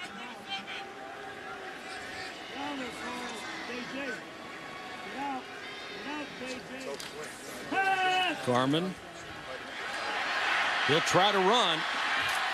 And Garmin at the 42. Crowd calling for a flag, but he did not slide feet first, so he is just another runner. Well, he's certainly a defenseless player. No, there's no penalty there. At the end of the play, that's the linebacker, Nick Kwiatkowski, coming in, but he didn't leave his feet. He didn't launch into him, so there is no targeting. Went with the shoulder and actually was starting to pull back, so I think that's a good no call. Big play here, 3rd and 4 in West Virginia territory. Rowland hit at the line, falls forward, got maybe one, and that's it. But what do you do here? Well, it looks like they're sending the punt unit out, and I don't blame, you know, if you get, well, I think you maybe punted on 4th. It's unbelievable that this game, Oklahoma State, West Virginia, you would think would be about 35-30 right now. Exactly. And here we sit at 17-10, two offenses struggling, and on 4th and 5 on the 45, a punt from Oklahoma State is the right play here, I think. That's kind of odd. Kip Smith to punt. No rush. Thompson, the deep man, lets it go, and the ball will be down inside the 1.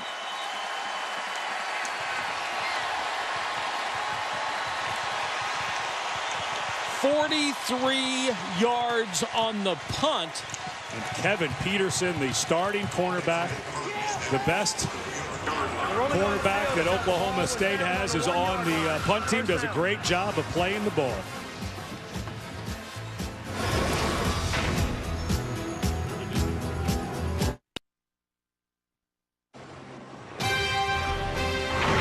ESPN College Football is brought to you by Cadillac and Victorinox Swiss Army watches and the new Enox, forged to resist.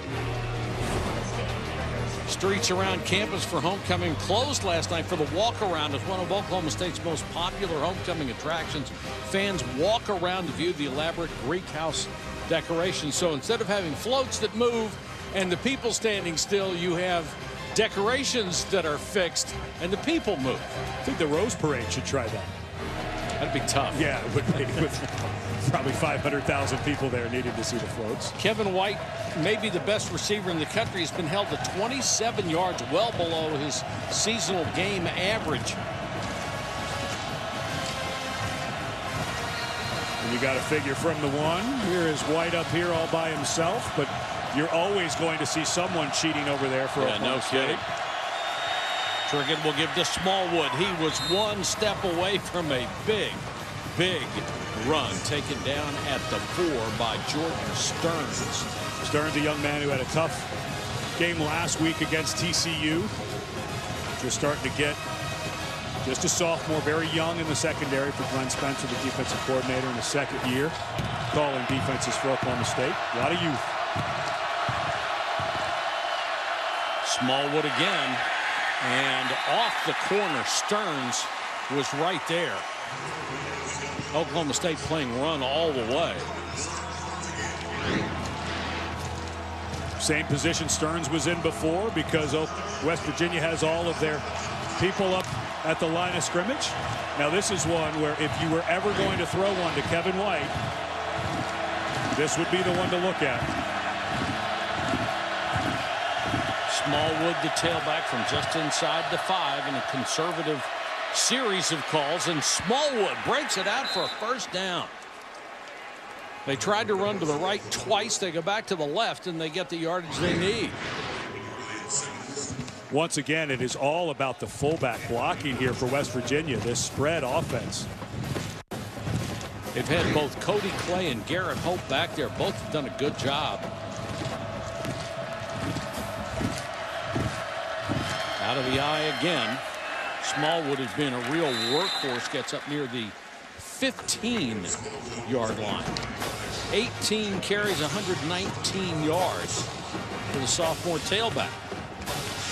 Really is amazing that this is what West Virginia has kind of become, is a bit of a run-based offense this year. That's 4 times this season. Dana Holgorsen, who calls most of his own plays, has called 50 run plays in a ballgame. He had never done that in the previous 3 years at the helm at West Virginia. And even so, Trickett is averaging 3rd best in the nation in pass yardage. He's thrown for over 2,500 yards coming into this game.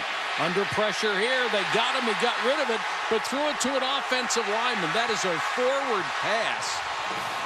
Going to be an incomplete pass, but it should be either intentional grounding or illegal touching.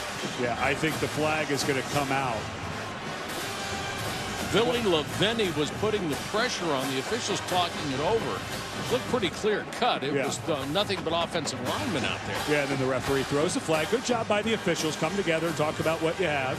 Big penalty here, because instead of 3rd and 9, now you're going to get 3rd and about, let's call it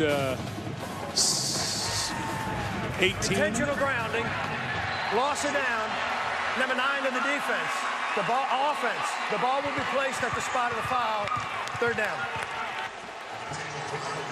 Excellent coverage by Oklahoma State, forcing Trickett to move around in the pocket. That's 95. Leveni comes in to bring him down and then throws the ball to his offensive lineman, Pankey. So instead of 3rd and 9, out at about the 16-yard line, now West Virginia at its own 5. 3rd and 18.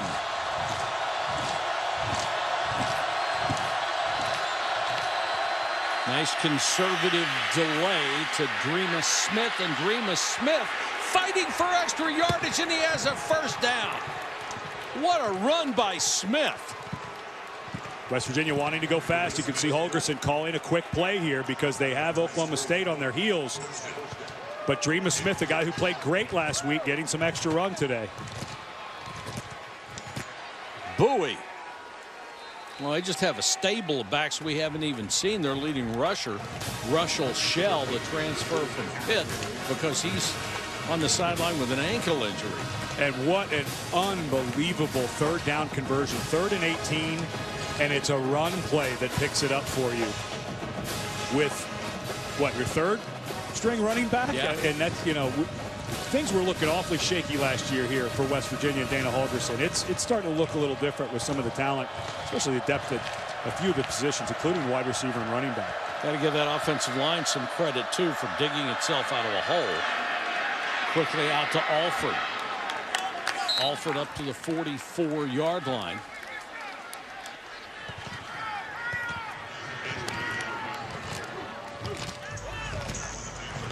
You brought up the point earlier that West Virginia had run the ball 50 times against Baylor. And, of course, all you see when you watch a spread is all the passing and the yards they rack up and the touchdowns. You sort of tend to gloss over the running game, but 50 carries is 50 carries. Well, when you have a guy like Kevin White, and you're starting to see Alford, the other outside receiver.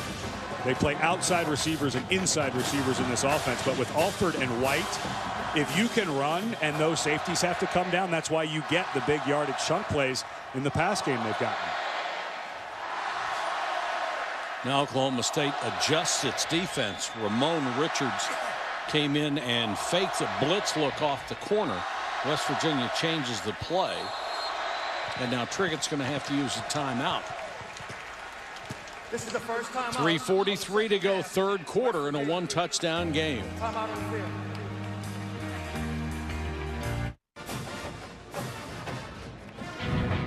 A journey to the next great championship in sports. ESPN, home of the new college football playoff. New Year's will never be the same. Rebels of Ole Miss certainly a big part of that discussion. They'll take on number 24 LSU under the lights on ESPN College Football Primetime, presented by Hampton Hotels, tonight at 7:15 Eastern on ESPN, and watch ESPN. Oklahoma State fans know that Les Miles knows a thing or two about getting teams ready for big games. Les was very good in the cross-state rivalry against Oklahoma while he was the head coach here, so I would expect those Tigers ready to go. The hat's been pretty good wherever he's gone. Yeah. Does it his own way, doesn't he? Yes, sir.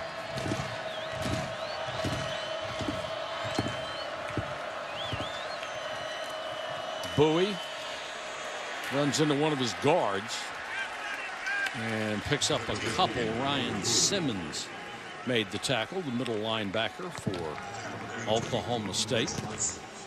You know, Dana Holgorsen only spent one season here at Oklahoma State as the offensive coordinator. Mike Gundy hired him in 2010, and then, of course, Holgorsen left to become the offensive coordinator and head coach in waiting behind Bill Stewart at West Virginia. But this offense that they're running now is, I think, so much different than even when he was here, with how much they just try to pound the ball. It's really interesting to watch how much they've gone to that. They threw so much at Texas Tech, Houston, and Oklahoma State, all with great success. Third and long, blitz coming. Trickett over the middle. He's got the first down to Alford. He gave up about a yard that he had trying to cut back. He still may have the first down, but it's close, and he got a good spot. I think they'll take the Trickett instead of the treat right now. Wait till Thanksgiving, but that was a really nice throw by Trickett. You mentioned that shoulder surgery he had during the offseason. He was a guy who got here, transfer from Florida State. Dana Holgorsen said it took him a while just to know the wide receivers' names. So he goes in the offseason, has his shoulder repaired. Then he has a winter and spring practice all through summer, all through fall. And Holgorsen not happy about something going on in his headsets there, but this guy's just playing so much different. Trickett. Smith lowers his shoulder and rumbles down to the 41. He also has celiac disease, which made it very difficult for him to gain any weight. He's on a special diet. So there have been a couple of strikes against him, and he's overcome everything. Great leader. Everybody on the team rallies around him. He's a very tough guy. That is so important. When you have a senior quarterback who's not only good, but tough and a leader. Here's the screen. Not very well set up. And Smith only gets back to the 41-yard line. What a catch by Smith in traffic, and then to make people miss and make that a positive yardage play. That was pretty special athleticism there by number 2. And make another big third down here, Ed. And that was would have been a third and about 10 had Smith not been able to catch that and get it there. And you're in the area where you would think about it on fourth down here, but I think you want this first, so something beyond the sticks. This is the 14th play of this drive. End around. What a catch by Alford just to come up with the ball, but there's nowhere to go. Not a good toss by Trickett, and Alford had to make a one-handed stab at it. Just a call that you'd want back. Just way too much ball handling. You've got a quarterback, a senior, who's throwing the ball well, and you're going to toss it around and fake a handoff. The timing is terrible. The pitch was bad. That's a play. Why are you calling that? Just let your senior quarterback, who's been throwing it well here, O'Toole got it out there as a flag down. This could be roughing the kicker. I think this is going to be running into. I believe this is going to be a 5-yard penalty. The 5-yard version would not hurt Oklahoma State. Well, although it would make, if I am Dana Holgorsen, I would think about going for it here, though, because you end up at about 4th and 5 on the 40. I think this becomes more of a decision. Running into the kicker, the foul will be declined. Result of the play stands, first down. Obviously, I'm surprised they didn't punt it again, actually, because the ball's outside the 16-yard line. And there's the running into. Well called there. It was more of a bump than a run into. Lacey that got in drive went 7 minutes and 8 seconds, but only gained 53 yards in 14 plays. And that last play call, just with a senior quarterback and the way he's been throwing it, I'm not sure why you got to toss that ball around. If anything, Alford, the guy that they pitched it to, just let him run a route. He seemed to be pretty uncoverable at times today. So Oklahoma State remains 1 play away from tying up this ball game. And they'll give it to Desmond Rowland. By the way, Tyreek Hill, who was not in on that last kickoff return, and we wondered why. We haven't been able to get any information on him, but he is back. He came out of the locker room about 8 minutes into the quarter and has been stretching quite a bit. And he is a guy with world-class speed, and we mean that literally. He ran the fastest time ever in the 200 meters in high school. And obviously a guy that makes a big difference both in the backfield and out of the backfield for Oklahoma State. Rowland. West Virginia drags him down short of 20. Kwiatkowski, the middle linebacker, was in on the stop. That's the end of the third quarter in a surprisingly low-scoring game at 17-10 West Virginia.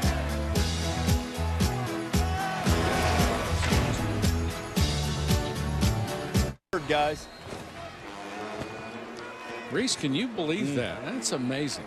You know, Mark Stoops has done a terrific job. Remember, that's an Ohio family, the Stoops family. They have been getting a lot of people to come down to Kentucky from that Ohio area. Garmin deep post overthrown, nearly picked. Carl Joseph diving for it. Excuse me, Draymond Henry diving for it. Let's go to Quint. Guys, Tyreek Hill, kind of home run hitter for Oklahoma State, did not play that entire series. He was laid out of the locker room after halftime, working on his right hamstring. It appears that he's suffering from heat symptoms, cramping of that right hamstring. All right, Quint, thanks very much. And Oklahoma State has had 8 third-down opportunities in this game. They have failed on all of them. With a line drive kick.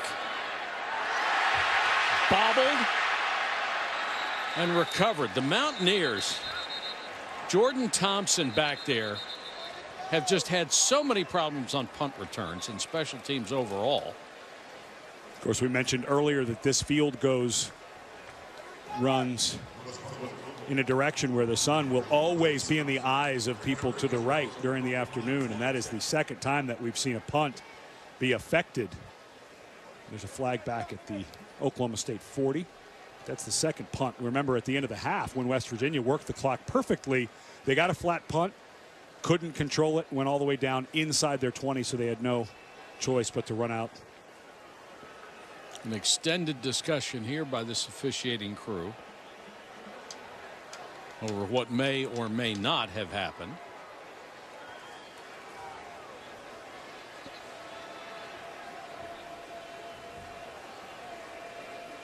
We go to the West Virginia sideline, either to offer alternatives or make an explanation. This is Thompson retreating with the sun in his eyes, and then as he turned, he probably got a better look at the ball, but he lost it. Team. Holding on the receiving team, number 14. Personal foul, grabbing the face mask on the kicking team, number 28.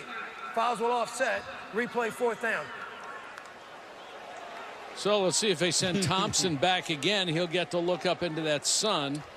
It has been dial them up in punt return for West Virginia. Not just a lack of return, but also the turnovers that they've had at this position. So, wow, brand new returner coming out, and they're just, it's They're having auditions right in front of our eyes for their punt returner. Vernon Davis. And, of course, he's got that sun in his face. And for Vernon, it's a tough spot to come out, isn't it? It's almost like drawing the short straw, isn't it? You get to go back. Low end-over-end kick.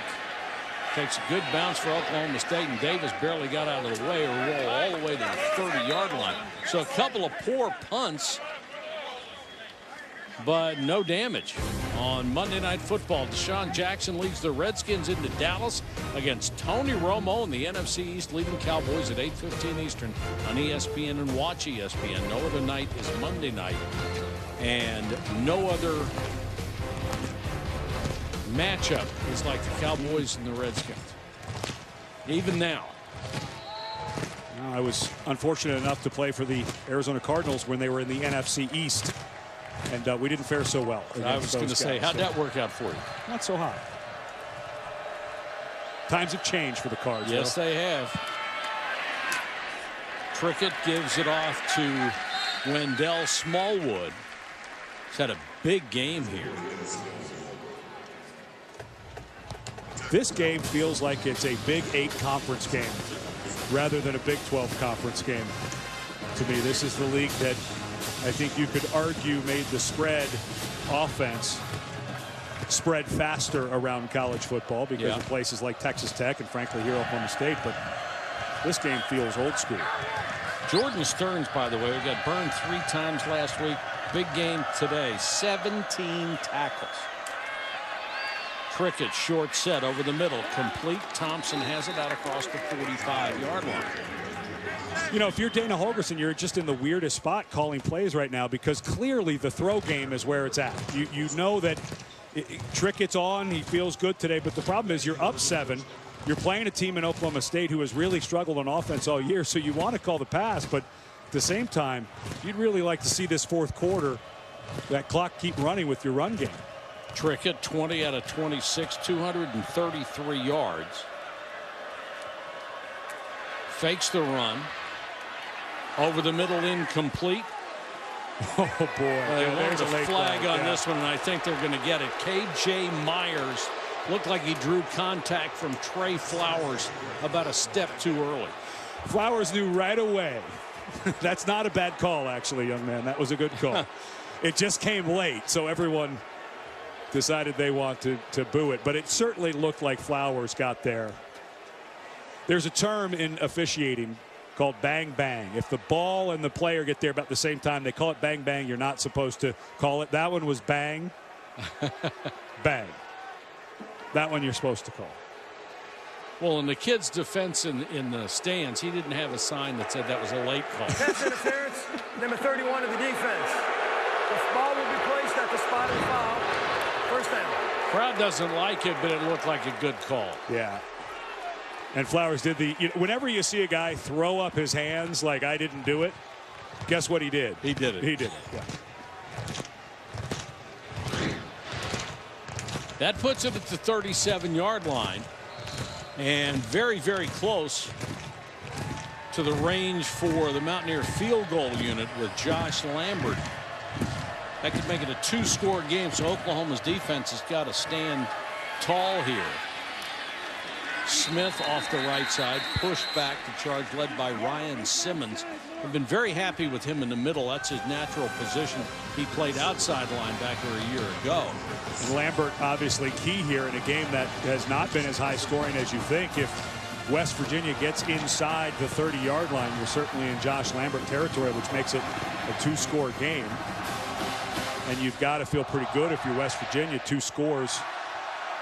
The way you've been able to run the ball as the fourth quarter goes down, you got to think that Oklahoma State front's going to continue to tuck her out. 2nd and 10. Trickett quickly out to Alford. Down to the 32-yard line. His 7th catch of the day, as they have made sure to double cover Kevin White just about every time he's out there. Watch the block by Jordan Thompson. Just came in and absolutely blew up Ramon Richards. If that short passing game is going to be successful, that's what you have to have from the other wide receivers.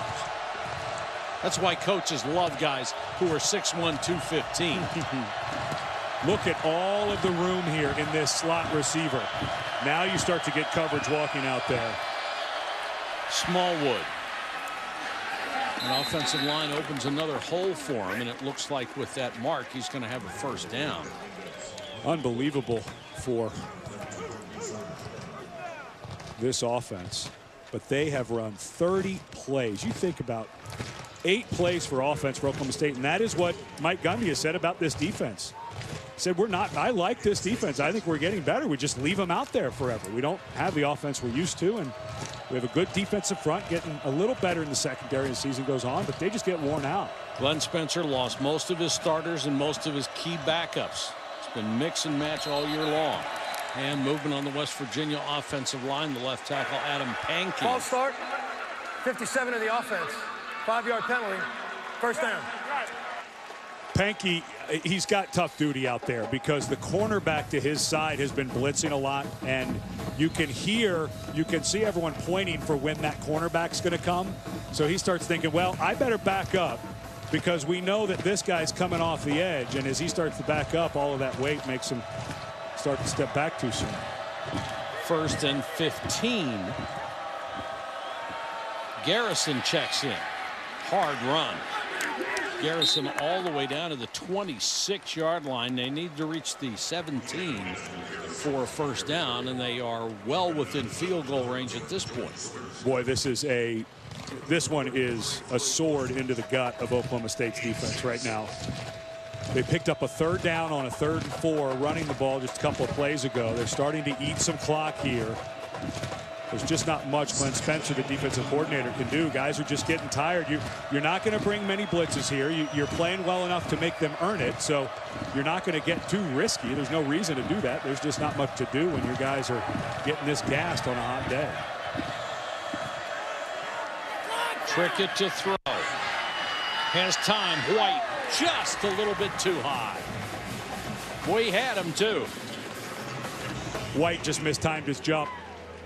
This is the second throw we've seen from Trickett where you think if he gets just a touch more air, maybe it's a touchdown. And here we go on 3rd and 9. Trickett throws this ball just a little bit flat, and White seemed to miss time. Otherwise, boy, that's a catch you expect him to make. He's got some hops, though, doesn't he? Yeah. 3rd and 9. Could be the play of the game right here. Pressure coming. Trickett over the middle. Incomplete. Intended for Vernon Davis Jr., and he couldn't come up with it. Stearns, who had just a tough ball game last week against TCU. You mentioned he has 17 tackles on the game. This was perfect safety play. Good job by the cornerback, and the safety just sitting right there. Almost makes the interception. What a big pick that would have been for Stearns, but what a different game this week for 13.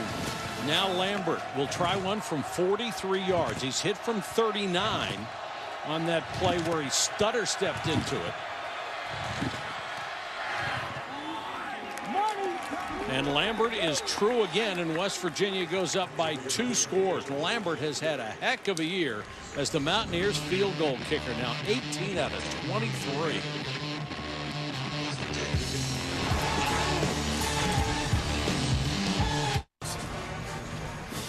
Been quite a story for Arizona this year. West Virginia leading it here 20-10 over Oklahoma State. That missed Cowboy field goal starting to loom large, and Tyreek Hill is back on the field. He waits at the goal line. Oklahoma State now down 2 scores.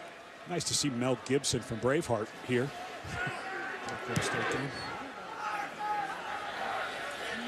Kick knocked in and through the end zone.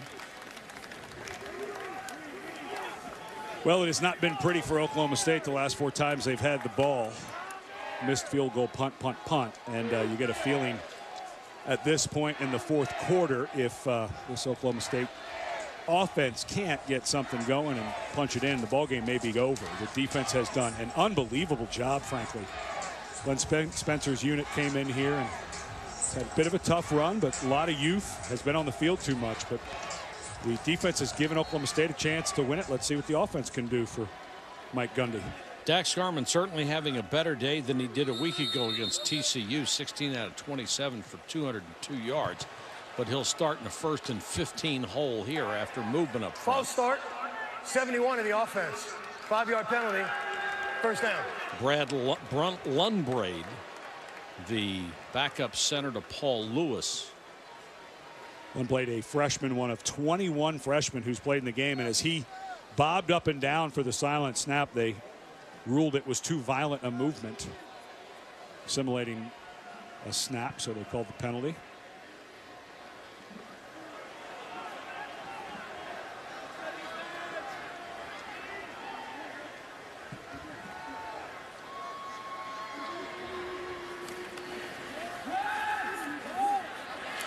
Quarterback going to scramble. Kwiatkowski will make the tackle on Garman. But his best run of the day, it looked like. And West Virginia is playing way off now. Just completely different than they played in the first 3 quarters and against Baylor last week. Garman pressured. Throws on the run, and they're saying that Glidden had it, and he did. Nice job by David Glidden to go to the ground and make that catch. And Oklahoma State's going to go fast because they maybe don't want this reviewed. Can't tell from there if it hit the ground, but it looks like they're going to get the play off before they can review it. Hill runs right into the nose man, Kyle Rose. It looked like Glidden did have that catch. A good job by Oklahoma State going fast. And now you've got a little momentum here. You know, we haven't seen many deep throws here in the second half. I know Oklahoma State hasn't had many chances, but somewhere in here you may want to see Garman. He's got plenty of arm. Blitz coming. Kwiatkowski puts pressure on. They tried to get it to Hill, but he was covered as well by Eric Kinsey. And that was a nice job by Garman. Comes up a little gimpy, it looks like. But that was a nice job just to throw that thing away. 2nd and 9. If he takes this sack and tries to wait for the running back to get open on what was a called screen pass, you'd have a 3rd and about 17.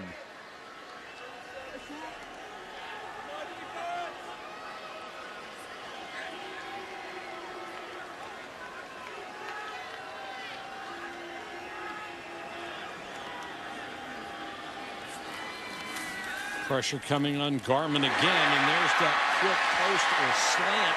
Brandon Shepard makes the catch underneath, and it's a 1st down. Nice throw that time by Garman. He does look like he's more calm. Nice route that time. The corner to that side. Ishmael Banks fell down. Good throw and catch.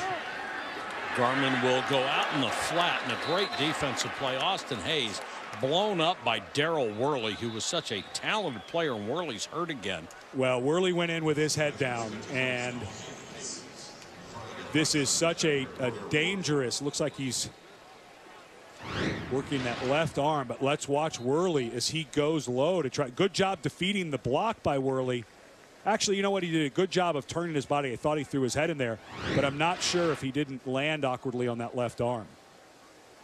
That's what he's flexing right now. We'll check on him when we come back.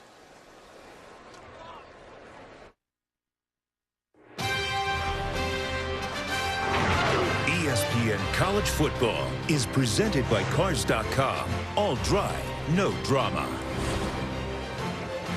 Come to Stillwater and have a hankering for ribs. Bad Brad's Barbecue probably would be your destination.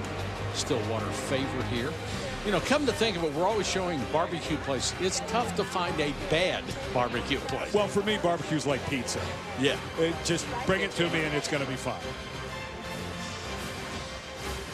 Pistol Pete out there, photobombing a selfie. 2nd and 10 here on a critical drive for the Cowboys. Hill can't use that speed to get outside. West Virginia's defense has been tough against the run. You have to, in my opinion, and as Worley comes back for West Virginia, who injured his shoulder, you have got to think 4-down territory here, I think, if you're Oklahoma State. So I think a screen to a wide receiver, just an easy, something, maybe even a run play, because I think you've got to think about some type of 4 downs here. I think you're running out of time if you're Oklahoma State. Down 2 scores, and even if you assume you can shut out West Virginia from here on out, you may not get the ball back twice.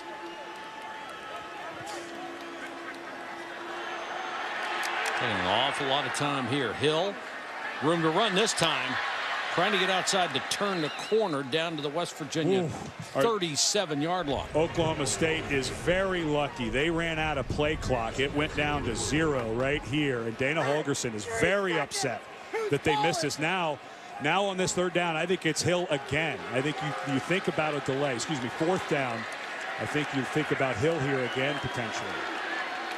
4th and 6. Trying to keep the drive alive. Blitz coming. Quarterback hit as he throws, and the ball floats harmlessly down the middle of the field.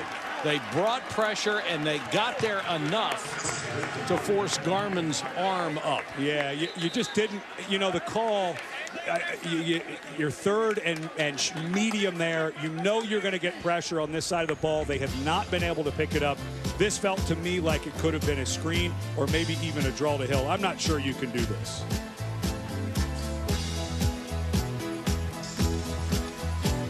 For Oklahoma, the Cowboys have turned it over on downs. Still behind by 10. Stillwater is where the land run began. And of course, the team across down in Norman, the Sooners, got their nickname for the people that went for the land grab a little early than what the government said. So, but it's all started right here. West Virginia would love to work on the clock, and they get Smallwood with the carry. And here's Reese Davis. Mike, AT&T inside the headset takes you to Lexington, Kentucky, and Patrick Tolles, the Javis Blue, got the perfect matchup against Mississippi State's linebacker, and he goes to the house. And the #1 team in the country, as we go to the 4th quarter, only up 7 against Kentucky. That's just hard to believe, isn't it? Well, it's hard to be #1. How about that? Well, that's true, too. In a conference like that. Ask Oklahoma State. They've had their troubles. Smallwood for about a yard, 22 carries, 131 yards on the ground. Stearns made another tackle. He's been in there on almost all of them. That 3rd down, knowing that the clock is pinching, it seemed like it might be a little early for them to call it, but this is a big 3rd down, 3rd and medium. It's been a rundown for West Virginia today. Trickett now in the shotgun, but Oklahoma State having to spread out a bit because of the 4 wide receivers. Don't be surprised if West Virginia runs the ball here. Sends Smallwood in motion. Trickett looks toward White. Now he'll take off, gets past the sticks, and that's a 1st down. Big run by Clint Trickett. And he comes up a little gimpy. Looks like he might be cramping a touch. So now West Virginia, even though they call the pass, 7 of 9 on 3rd down running it.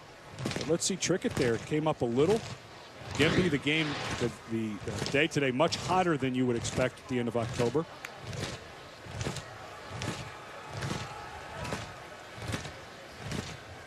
It's the hottest day on this date ever in Oklahoma City. Mountaineers are in Stillwater. Now a tight formation for West Virginia. They'll pick up a couple, and now they can really grind on that clock. And Oklahoma State will use its 2nd timeout. Well, you have to take the timeouts and hope. Try to force a turnover. On 2nd down, though, I would think maybe you'd want that on 3rd down or before a 4th down punt. I understand you want to save some clock, but these last 2 timeouts seem like they weren't strategically perfectly used. The 3rd down maybe before, but here on 2nd down, I'm not sure you want to be burning one of your final timeouts, or what your 2nd timeout, I should say.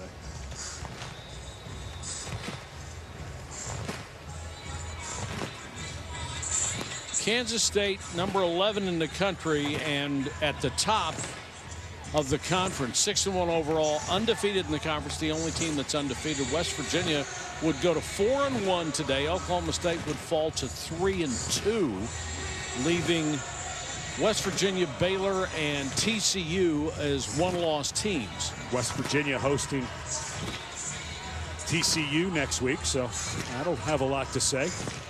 They have already played Alabama, Oklahoma, and Baylor. That's pretty tough.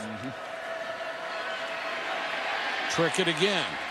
This time he'll go down after burning some clock back at the 47-yard line. And Oklahoma State will use its last timeout. The third and final timeout of the second half called by. So they're trying to save as much time as possible here. You got to use them sometime. You might as well use them back to back. Well, the thought being, and I'm not sure I like the second down one, but the thought being here, we need 2 scores, so we'll save as much time. Because when you're on offense, you do have more control of the clock. You can run out of bounds. First down stops the clock, and incomplete stops the clock. So the idea being, when we're on offense, we do have more control of the clock, so we'll use them while we're on defense. Just not sure about that second down timeout. You need to make big plays here. Think about going for a punt block. Does that make any kind of sense since your offense hasn't done a lot? Absolutely. All right, let's go down to Quinn. It's been really interesting to watch Dana Holgorsen in this third and fourth quarter, manage the lead and manage the clock. There have been times in his career where he's been criticized for staying with the up-tempo when the Mountaineers had a lead. Today it's been the exact opposite, and he's shown tremendous patience to stay with this run game and to work the clock deep into each play clock. Now, with Oklahoma State out of timeouts, do you think he's tempted to run the ball here and just get that clock tick-tacking towards triple zeros? I would run it. I would not want an incomplete pass or an interception here. Instead, they want to throw it and trick it too high. I think that's going to be an incomplete pass for Da'Keil Shorts. I think you really got to question that play call. You could have worked with, they're out of timeouts. You could have worked another 40 seconds off the clock. It was like before when they called the double reverse to Alford when they're going down. They've got the foot on the gas and they go backwards instead of forwards. That, I'm with Quint on that one. To me, that feels like you should have run that one. O'Toole to punt, no pressure. It's a floater. Hill has to chase it down. And good coverage by the Mountaineers special teams gets him inside the 20. Punt of 36 yards, no return. Justin Arndt, the first man down for West Virginia. And now only 5:40 to go for Oklahoma State. Still down 2 scores. Hill, a guy who can move from the running back position out to wide receiver. Clearly the fastest player on the field, if not in college football. So let's see if they can get Hill out. You hear that term, the wheel route, which is the running back runs out to the flat and then cuts up the field, hopefully covered by a safety or a linebacker. He would be the guy, wouldn't he? Yeah. 3-man rush. Garman over the middle, too high. That time he was looking for James Washington, the true freshman who's starting and playing in front instead of Jawan Seals, who was suspended for today's ball game for breaking team rules.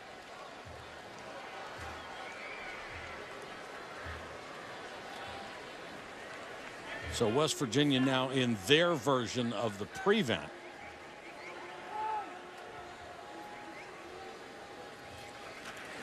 And Garman's going to try to run it with Hill. And West Virginia is playing so it's funny to watch this defense after what I saw last week against Baylor the entire game, where maybe there was one guy deep and now nice throw by Garman there. Let's see, the official has not made a call on this yet. It looked like a simultaneous catch by 2 players. No signal. Mountaineers are saying they have the ball. The officials have not made a call. Carl Joseph got in there and started pulling that ball out. Now, you know what? It looks to me like the receiver Glidden has his arm in between, but so does Joseph. Tie goes to the runner. There's a completed catch by the offense. This play is under review. So if both players catch it, it goes to the offense, just like the tie goes to the runner in baseball. We'll check it out when we come back. In the fourth.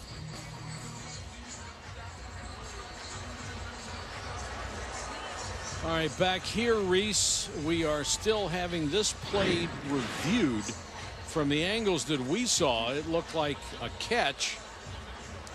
Joseph did a nice job of getting his arm in there, but Glidden seemed to have it against his hip. Again, if it's a simultaneous catch, it goes to the offense. A pretty clear cut by rule. And Joseph only has one arm in there and then puts the other one in. I don't know how you could rule that anything else but a catch by the offense. Well, the ball was moving just a touch as Glidden's knees went down. After review, the ruling on the field stands. First down, Oklahoma State. That's the right ruling. I mean, it was close. The other thing that they had to look at was the ball moving when Glidden's knees hit the ground, because then it would have been just an incomplete pass. But I think this is the right call. It looked like to me Glidden did have it. His knees were down. The ball was secured, and Joseph didn't get it. That was a lot to be reviewed. I think they got it right. Clock is the big factor here, counting toward 5 minutes to play. Still 2 scores down. Garmin has a man wide open down the sideline and missed him. A blown coverage by Worley. And Washington was wide open. And watch James Washington at the top of your screen stop. He looked back to the quarterback and stopped. Now, not a great throw by Garmin because it was a bit out of bounds, but Washington, when he got by Worley, he froze, didn't keep running his route. Garmin steps up in a pocket and throws the post incomplete. A stride too far for Rashad Samples. Don't forget, J.W. Walsh, the starting quarterback at the beginning of the season in a neutral site game. The guy with the boot and the arms crossed is Walsh, who had foot surgery, but they took Florida State on a neutral field all the way to the mat with Walsh. They did. And unfortunately, because of Clint Chelf graduated from last year and Wes Lunt had already transferred to Illinois, they're down to Dax Garmin, who just doesn't quite have the athleticism of Walsh. 3rd and 10. Garmin overthrows, and it's picked off by Henry.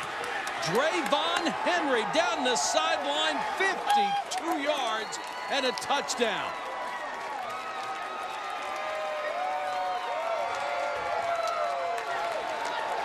The second pick of the day for the Mountaineer defense. Is this the same Mountaineers that we saw last year? Is no. This, I mean, the difference between, let's be honest here, Dana Holgorsen, his job was in great jeopardy after that 4-8 season. All years as a head coach, the win total had been declining.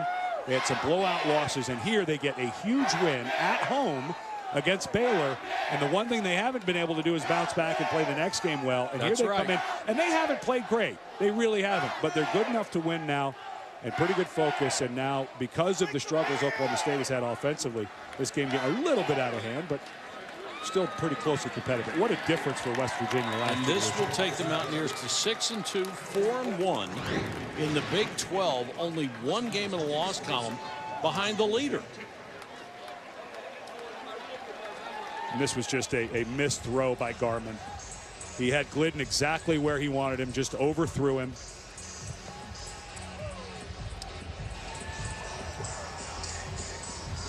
And they're heading for the exits here on homecoming, now down 27-10. That's not many points for all the yards we've had, is it? It's unbelievable. This has been a very odd game for several reasons. But that was probably the easiest pick the freshman is going to get. And there are other homecoming festivities to be had. And of course, a lot of people that are leaving have been wanting Mason Rudolph to play, the true freshman they're hoping to preserve a year of eligibility for. Highly ranked recruit out of South Carolina who came in. But I don't think that you should play a young man like that.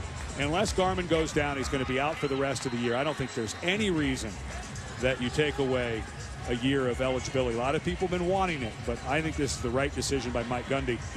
Let's roll out this hand. It's not going to be the season we want, but why waste that year for Rudolph?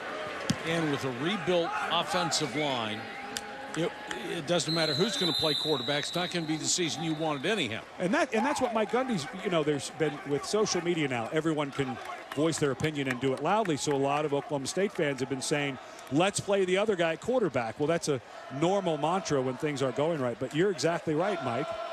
You take the guy's red shirt off and he goes to play an offense that it's not all Dax Garman's fault. There are a lot of issues that they knew were coming. This is not a surprise to Oklahoma State. They lost a bunch of starters from last year. They lost 33 of their top 44 players.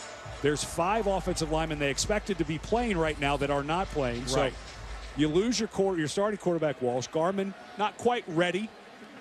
Guy who hadn't played since 2009 in high school, but this is just the lumps they're going to take. And Mike Gundy, people got to remember, he's taken them to 8 straight bowl games. One more, it would be a school record. It's going to be tough for them to win that extra game to qualify for a bowl this year. But he was the 2011 Coach of the Year when they went 12-1. He's won more than 2/3 of his games. So if he's making this decision to keep the red shirt on a quarterback, I'll go along with Mike Gundy. Yeah.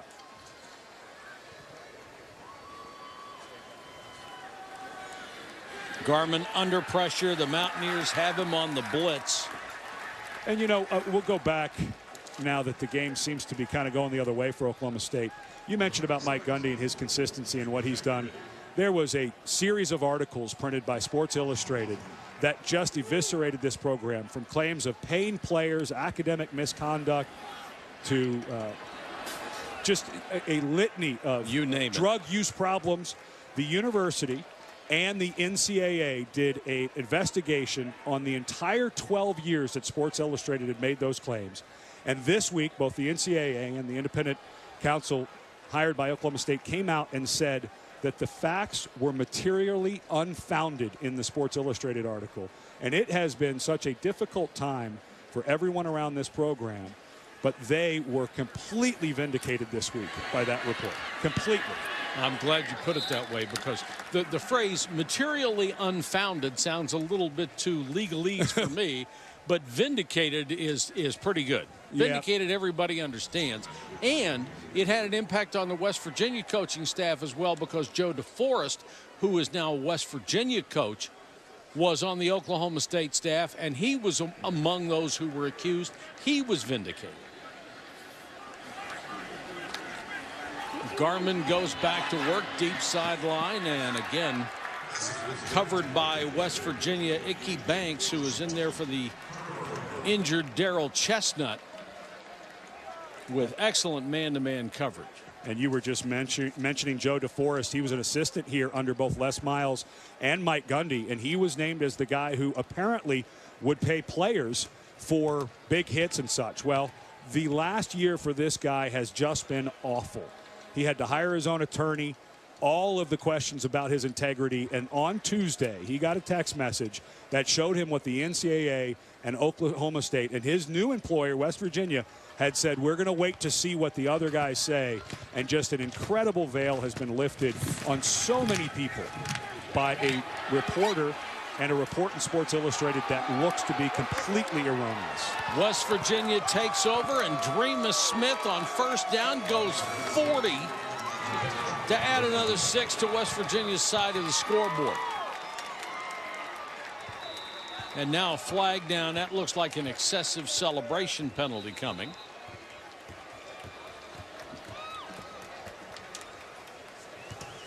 So good news all around for the coaches, is that investigation finds the series of articles wanting. And, you know, I've covered Mike Gundy for years. After the play was over, unsportsmanlike conduct, number 57 of the scoring team. The touchdown counts. The penalty will be enforced on the kickoff. It's Adam Pankey, the left tackle, called for. Celebrating a little bit too much. But I have covered Mike Gundy for years, and when I saw that article come out, something didn't jive. Right. This is a guy that you could say a lot of things about Mike Gundy, but he has been incredibly consistent with the way he's run his program, with discipline, how he's handled players, things off the field. And to read what was claimed in that article was shocking to me. And frankly, to read that it was unfounded by the NCAA and Oklahoma State was, I think, a relief for a lot of people because it was so confusing. If you'd spent time around Mike Gundy in this program before under Les Miles, there was no sign that it was not being managed properly and managed that way. But what a shock coming from Sports Illustrated, a magazine that was an icon of sports journalism for decade after decade, that they have gotten this black eye.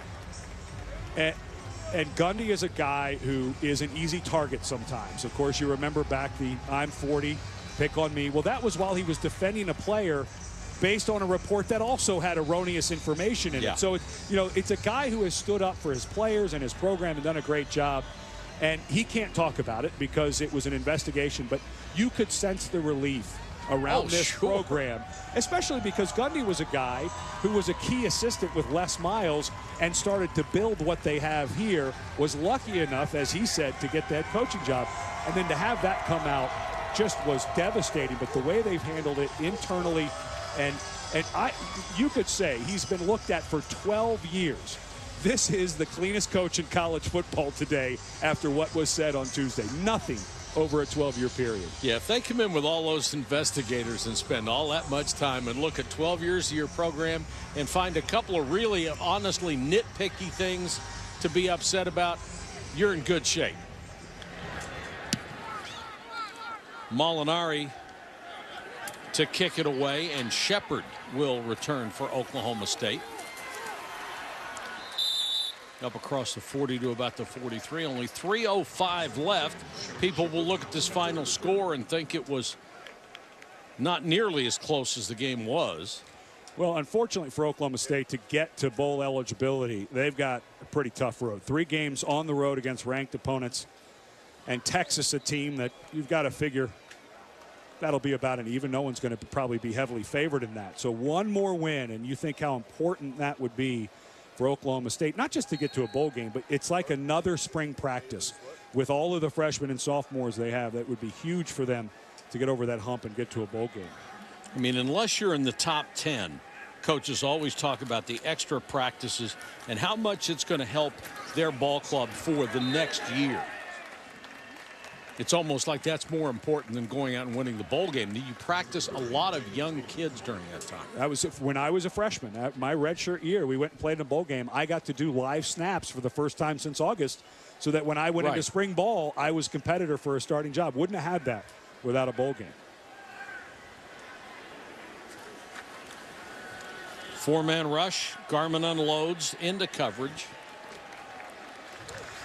And then for West Virginia, you think about the start of this season. They went toe-to-toe with Alabama on a neutral field. They went toe-to-toe with number 4 Oklahoma. If they can win out, if they could have won one of those two, Alabama or Oklahoma, this is a team that you'd have to say would be in the argument for a playoff spot. They've got some tough ones coming, but you went against that schedule. Well, the win over Baylor was an image changer because they had had so many difficulties with high-scoring teams, with spread teams. Their defense was just atrocious.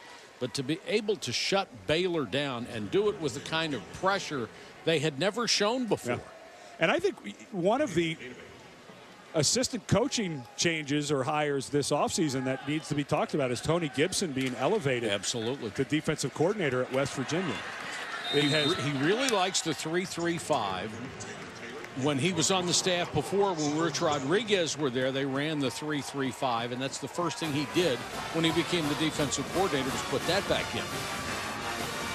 Former defensive back in college, and when they made the announcement, of course Keith Patterson left to go work at Arizona State, but when Dana Holgorsen made the announcement to the team that Tony Gibson was the new defensive coordinator, standing ovation by the players. He's a great recruiter in the Northeast. This was, you talk about coaching change. He was a guy who's on the staff elevated. That was a wonderful move by Holgorsen. Check in with Quint. Mike, and the thing you see down here from field level about Tony Gibson and this new West Virginia defense, they've developed a sense of identity a more attacking defense. They're not standing around and being passive. And I think it's just fit into a certain mindset of confidence right now. Guys are flying around, trying to make plays. It suits their personnel pretty well, the speed they have on defense, and it's just a complete overhaul mentally, I think, as well as strategically. Quinn, I think you're absolutely right. If you are in an attacking defense, a group of guys that is going to come after the quarterback 3 out of 4 plays, it does change your attitude rather than being somebody who's laying back in a zone defense and just trying to prevent giving up the big play. You're trying to make plays, and it's 100 degrees different. And it was last year, you mentioned against Baylor, they gave up 73. They were playing off. They were playing zone coverage. So this year against Baylor, they said, no, we're going to go play up in everybody's face. We're going to bring some pressure. And they really they made Bryce Petty really struggle with the long throw. He had no time. He was throwing off his back foot. And it was funny that Gibson said this week, the thing is now I got to get him back down to earth. They finally have some confidence. Got to get him back for this game. Well, let's put it this way. You give up 63 points, then 73 points to the same team 2 years in a row. You might want to try something else.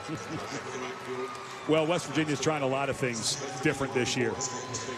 3 yards and a cloud of chewed up tire rubber was how they won it today. And it's working. The Mountaineers now 6-2 after a 34-10 win here at homecoming at Oklahoma State.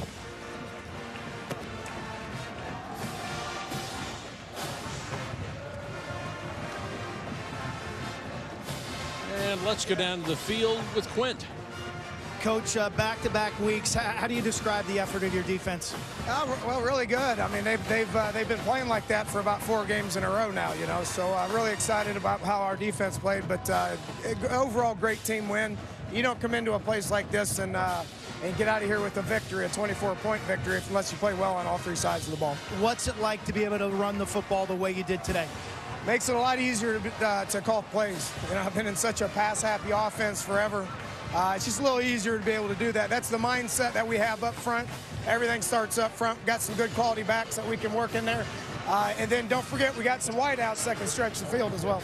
You beat Baylor last week at home, but you answered a lot of questions this week on the road against Oklahoma State. What's the mindset now, this Mountaineer team going forward? Well, our mindset is to enjoy this victory. We're going to get in that locker room and have a good time, celebrate, get home, and then get back to work tomorrow. You know, it doesn't matter if this is win 6. We're just going to, we're going to keep on moving forward. The only thing that matters is winning the next one. Congratulations, Coach. Okay, thank you. Mike. Once again, our final score, West Virginia 34, Oklahoma State 10. Now let's send you to Reese Davis for the college football scoreboard.